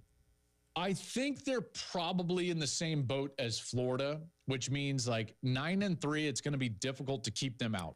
A lot of good points that he brings up there. One that really sticks out to me when he talks about replacing those guys on defense, it's almost kind of like this assumption of, okay, well, they brought in guys from the portal and they should be able to be okay. And that is where you kind of take the next step as a program, right? We look at all these years where Alabama and Georgia and Ohio State and Texas have put a ton of guys in the NFL and to replace that talent the next upcoming season, but they've earned the benefit of the doubt because, like, okay, well, they're always good, so those next guys up should be able to fill those holes. Carolina had a phenomenal defense last year, sent 5 guys to the league via draft, tons of other guys signing undrafted free agent deals, and coming off the heels of a great season, a lot of people are just assuming, okay, well, you got these guys in the portal that should be able to step in and maybe not fill the shoes exactly, but should be just as good, maybe if not better than what you had a year ago to keep you on that same kind of track. And if you can do that, I think that's where a lot of confidence and belief in this program comes from, saying, okay, even when you lose a lot of talent, you're able to back it up and go out there the next year and be just as good. Yeah, and these guys were not just really good football players, but they were experienced. They had been in your scheme, a lot of them for, a long time. You look at the guys you lose on the interior of the defensive line, with TJ, Tonka, and Boogie. And, I mean, those guys are going to be difficult to replace. Like, I don't think you can sit here and say, hey, we're going to get the same amount of production from that group, from the new group as we did from that group that just left. It's just not going to happen. So I think what has to happen is that those guys have to at least be solid for you. Like, they have to step in and show they can be, at the very least, like, replacement level players. And then, you have to get guys stepping up elsewhere. The secondary, where you do have veteran guys, you have to replace Nick, but you got a lot of good players, especially at corner. They got to be a half second better in terms of, being a little bit more sticky in coverage to just maybe balance out the fact that you are missing some guys up front. And then I think on the other side, we've talked about the defense, like last year stepping up and, being there for the offense and kind of carrying the day. It's got to be a little bit of the opposite this year. I think the offense, despite the fact that it is a new offensive coordinator, they're going to have to start kind of quick. And I think they're going to have to carry things a little bit as that defense sort of gets its feet under it and as the defense is able to put itself in a position to maybe play better as the year goes on. That's just the reality of replacing a lot of guys on one side of the ball. Lenora Sellers played great against Clemson. South Carolina put up 17 points. That's not a huge offensive output. There were times last year where the offense was really good. There was a time last year the offense really stalled. So I think the offense as a whole has to take that big step forward in order to offset some of your losses on defense. We'll talk more about this and also look at some of the other teams he had on his list with the best opportunity to make their first ever college football playoff appearance this upcoming season. Gamecock Central Takeover Hour presented by Firehouse Subs here on the game.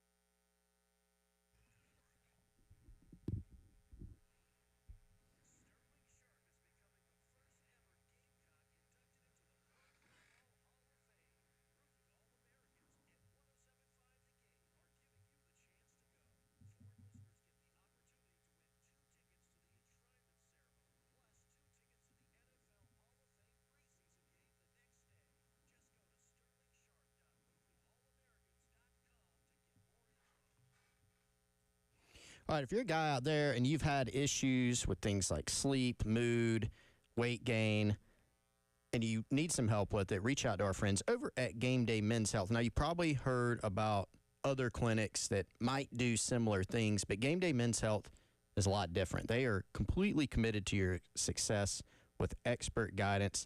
They have in-house labs. They have personalized treatment plans designed by licensed providers. They're going to get you your results in their man cave style clinic in about 15 minutes. Let you know if you need personalized treatment, they can deliver that to you. They're going to take great care of you at Game Day Men's Health. No long-term contracts. They have flexible plans that are completely tailored to your needs. And again, in-house labs with man cave style clinics with TVs and refreshments conveniently located in Northeast Columbia. GameDayMen'sHealth.com is where you can go to learn more info or give them a call, 265-3161.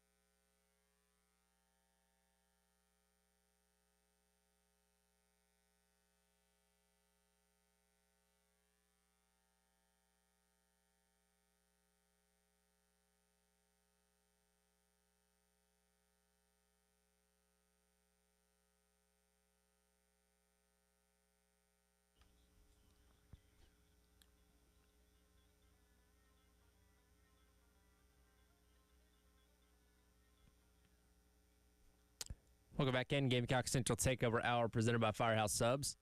Tyrus Chris with you on your Wednesday on the game. Again, Joel Klatt putting South Carolina at number 3 on his list of top 10 teams with a chance to make their first college football playoff appearance this upcoming season.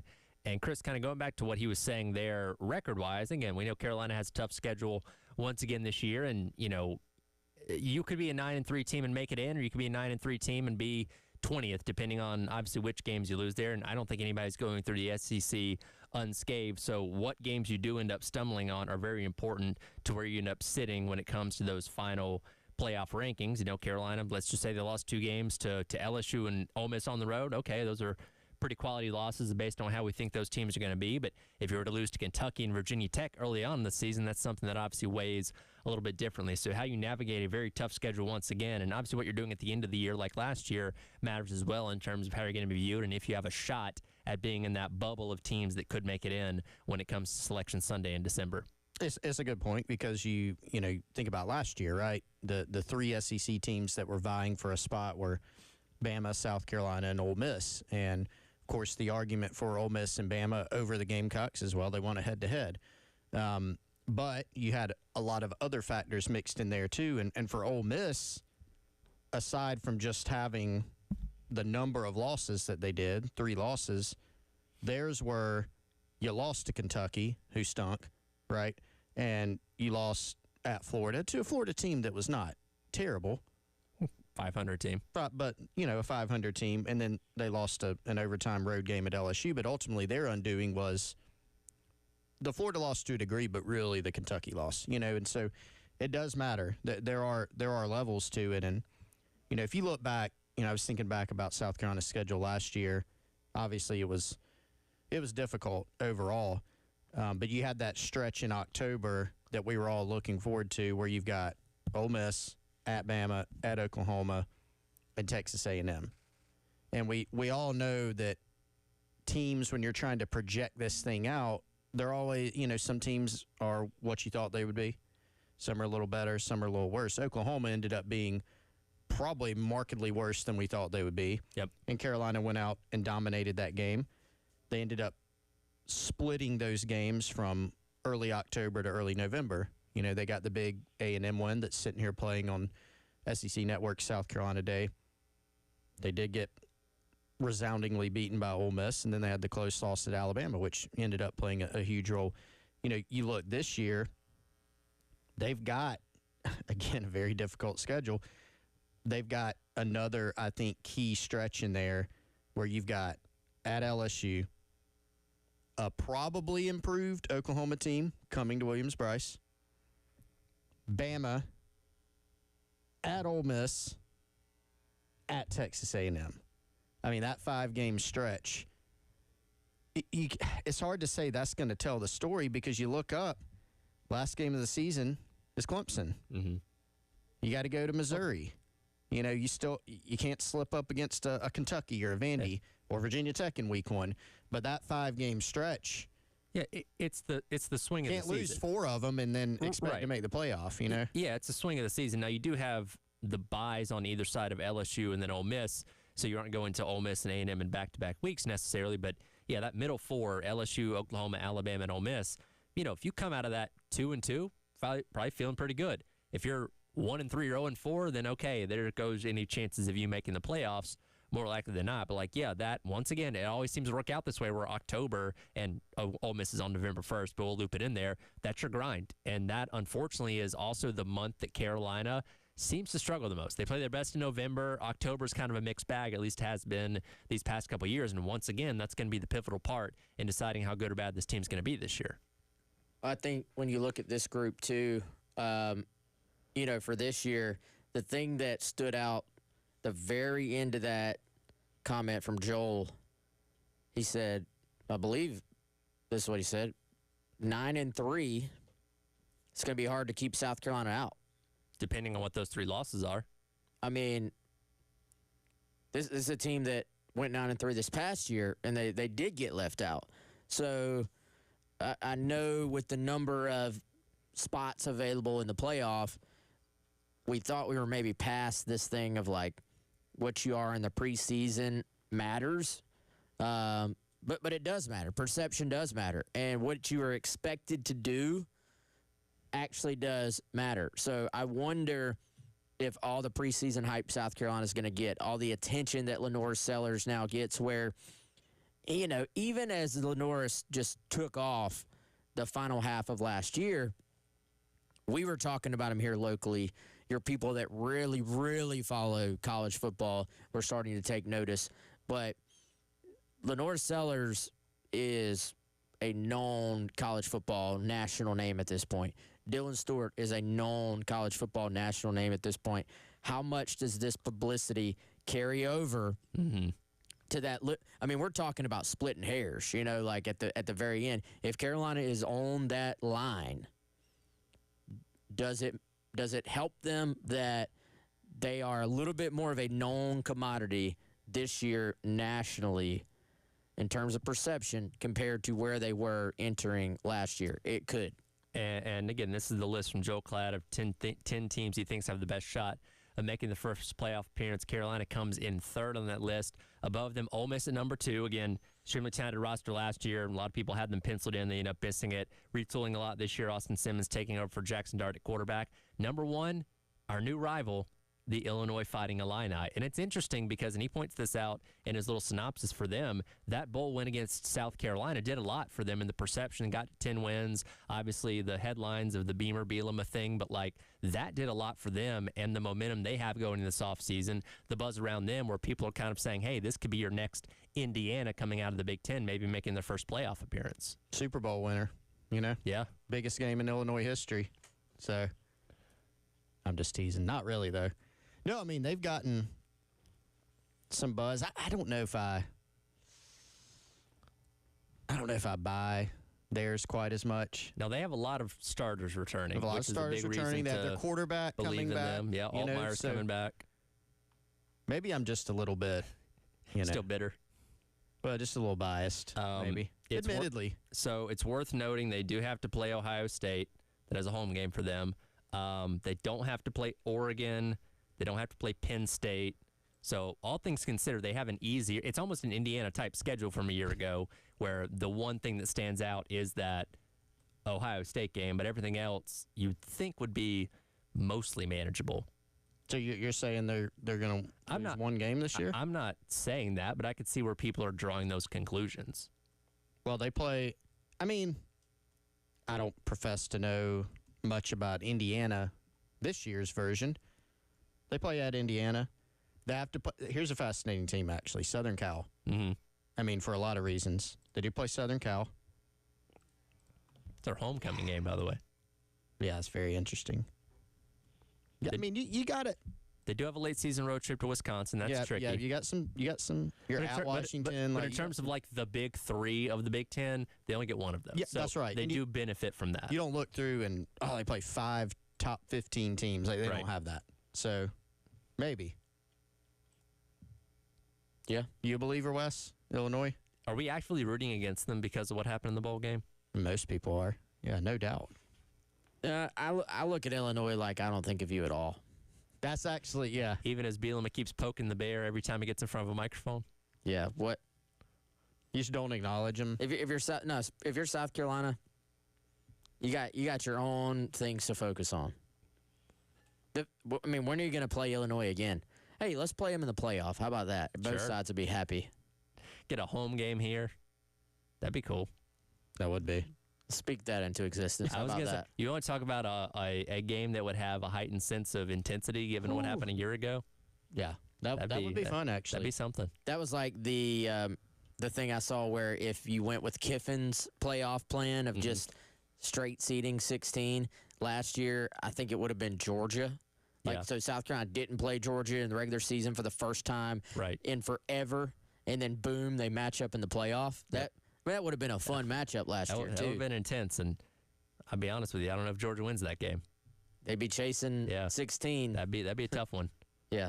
So we'll see. But, there's your list of teams that Joe Klatt thinks have a good shot to make their first ever playoff appearance. Speaking of coaches chirping, Steve Spurrier has not been on the sideline in over a decade. He is not afraid to still poke fun at teams when he gets the opportunity. We'll play some of that coming up next as we wrap up the hour. Gamecock Central Takeover Hour presented by Firehouse Subs here on The Game.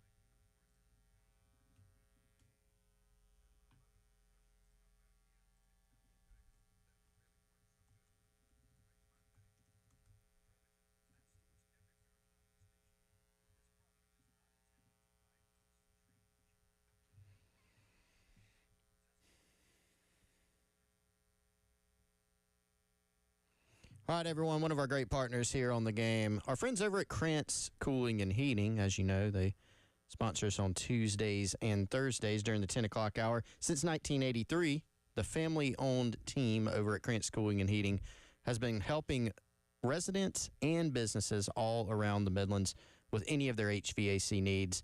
They've been out to my home. I trust them for my family. You can too. 803-672-3224. Whatever you may need, air conditioning, heating, indoor air quality, maintenance, repair, and installation, they can do it for you. Again, for your home or your business. Justin Krantz, the GM there, does a great job. Since 1983, Krantz Cooling and Heating has been serving families and businesses all around the Midlands. KrantzCooling.com, that's Krantz, cooling with a K, KrantzCooling.com, or give their team a call, 803-672-3224.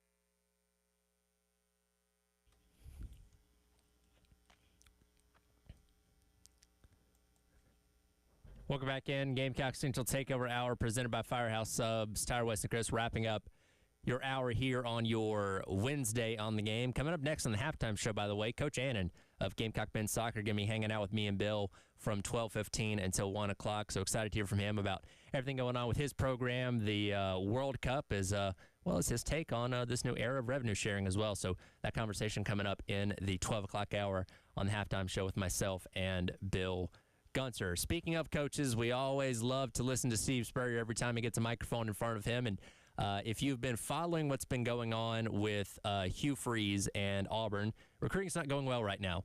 They are in the mid-80s, according to On3 and 24/7 in their recruiting class. They only have 7 total commits right now. Meanwhile, Georgia and Alabama are snatching up 4 and 5 stars left and right. Hugh Freeze can't seem to get himself away from the golf course either, which is further upsetting his fan base. And Steve Spurrier gave his own take on that, while also taking a nice little jab at Mark Stoops in Kentucky in the process. Yeah, they get on Hugh Freeze a little bit. But they do, yeah. He's supposed to play 20 times in the last 35 days or something. I don't know what it was. Kentucky fans are pointing out that their coach doesn't play golf, so. Kentucky? Yeah. Well, they don't have a lot of wins to brag about right now. Yeah, it's immaterial. If you're losing, they'll find something you should be doing better. Exactly. Yeah. Kentucky Spurrier can't pass up an opportunity there. I mean, he's not wrong. I mean, when you're winning, you can do whatever you want. Yeah. And nobody cares. When you're losing, hey, spend less time on the golf course, more time on the recruiting trail or watching film or whatever. That's part of me wants to say that Spurrier definitely can't poke fun at the amount of golf a coach plays. Has any coach played more golf than he did? No. Especially not cumulative. I mean, he's been playing a long time. But Spurrier could say, well, I was winning when I was playing golf, which is also very true. And also very true. I imagine not too many people around here were mad about that when you're winning 10-plus games a season. Nope. I'd say the ones they lost were because of golf. Allegedly, allegedly, Travaris Robinson played quite a bit of golf here too. By the way, not to be confused with Travian Robertson. The other two, Robertson, but that has happened with people before. But yeah, dude, there was little things here and there. You know, Spurrier might have been playing golf when a recruit happens to show up on campus. Word gets out. Very, very upset people. And I mean, I kind of get it on that. Like, was Nick Chubb? Yeah, that was supposedly one where, Was he golfing when he was on campus? Yeah. Ooh. Allegedly. Supposedly. So. So I guess he didn't get off completely scot-free then. The excitement in Spurrier's voice, though, when he heard Kentucky as Kentucky fans. What? Remember when he said they had a good punter?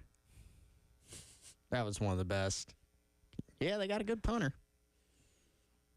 Was that in a pregame press conference or? I think it was after a game. Oh, they punted a lot.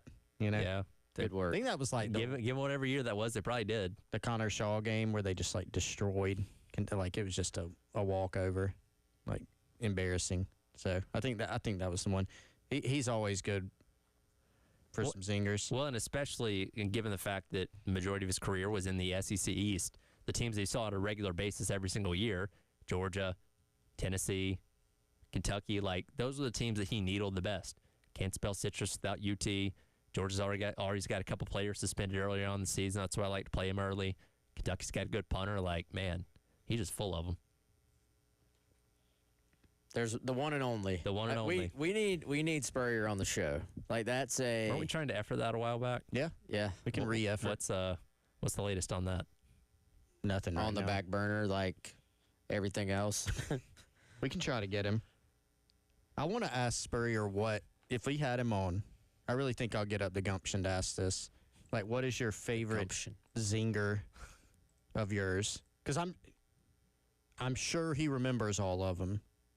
But like when you're so good at them, it's probably not something you think about. You just say, right? It's not something like, oh, I'm going to go in this press conference and say this thing about Tennessee. It just comes out of your mouth. My favorite one, and you know what? I'm not sure that I've seen this in an official source, so I don't know if it's one of those that people made up and attributed to him, but I do think it happened. Speaking of Auburn, it's the one where the coloring books? So they had this, and I think everybody was fine, but they had this fire in the Auburn library, and 20 books got burned, and he was like, the real shame is 15 hadn't been colored yet. I mean, that. Ooh, that's a good one. Yeah, I think some of Spurrier's sort of gotchas on the little Gator tours or whatever, I think were planned out. Now, I think they got a great punter. Was probably like I can literally picture Spurrier sitting there looking at the box score and being like, "Wow, they punted 9 times." Yeah, like, great punter. Yeah, 54-3 in 2011. Kentucky has a heck of a punter. I know that. See that he probably sat there and just came up with. Yeah, but right off the bat. He has talked about how on the little tours, the coach, especially back then when at the time there was a stretch where that stuff would not be like reported on, but then it would start to get out a little bit. He'd try to come up with things just to get the fans fired up. Is that Joker Phillips Kentucky team back then? Stoops got there in what, 13? Yeah, it was either Joker or very into Rich Brooks. But I think it might have been Joker Phillips. Yeah, those are some bad Kentucky teams. Yeah, yes. Makes a lot of sense. I'll do it for the Gamecock Central Takeover Hour presented by Firehouse Subs. Again, halftime show myself, Bill Gunner, and Coach Hannon from Gamecock Soccer joining us for a little bit in the next hour here on the game.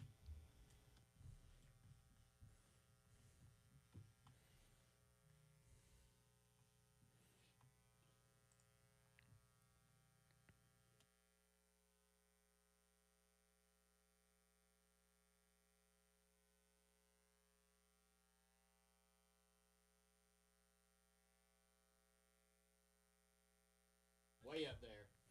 All right, guys, you know what? This show brought to you by our friends at Firehouse Subs. Chris, you told us yesterday you already had your lunch plans made. Did you follow through with some Firehouse Subs? Of course I did. I don't lie. Firehouse Sub.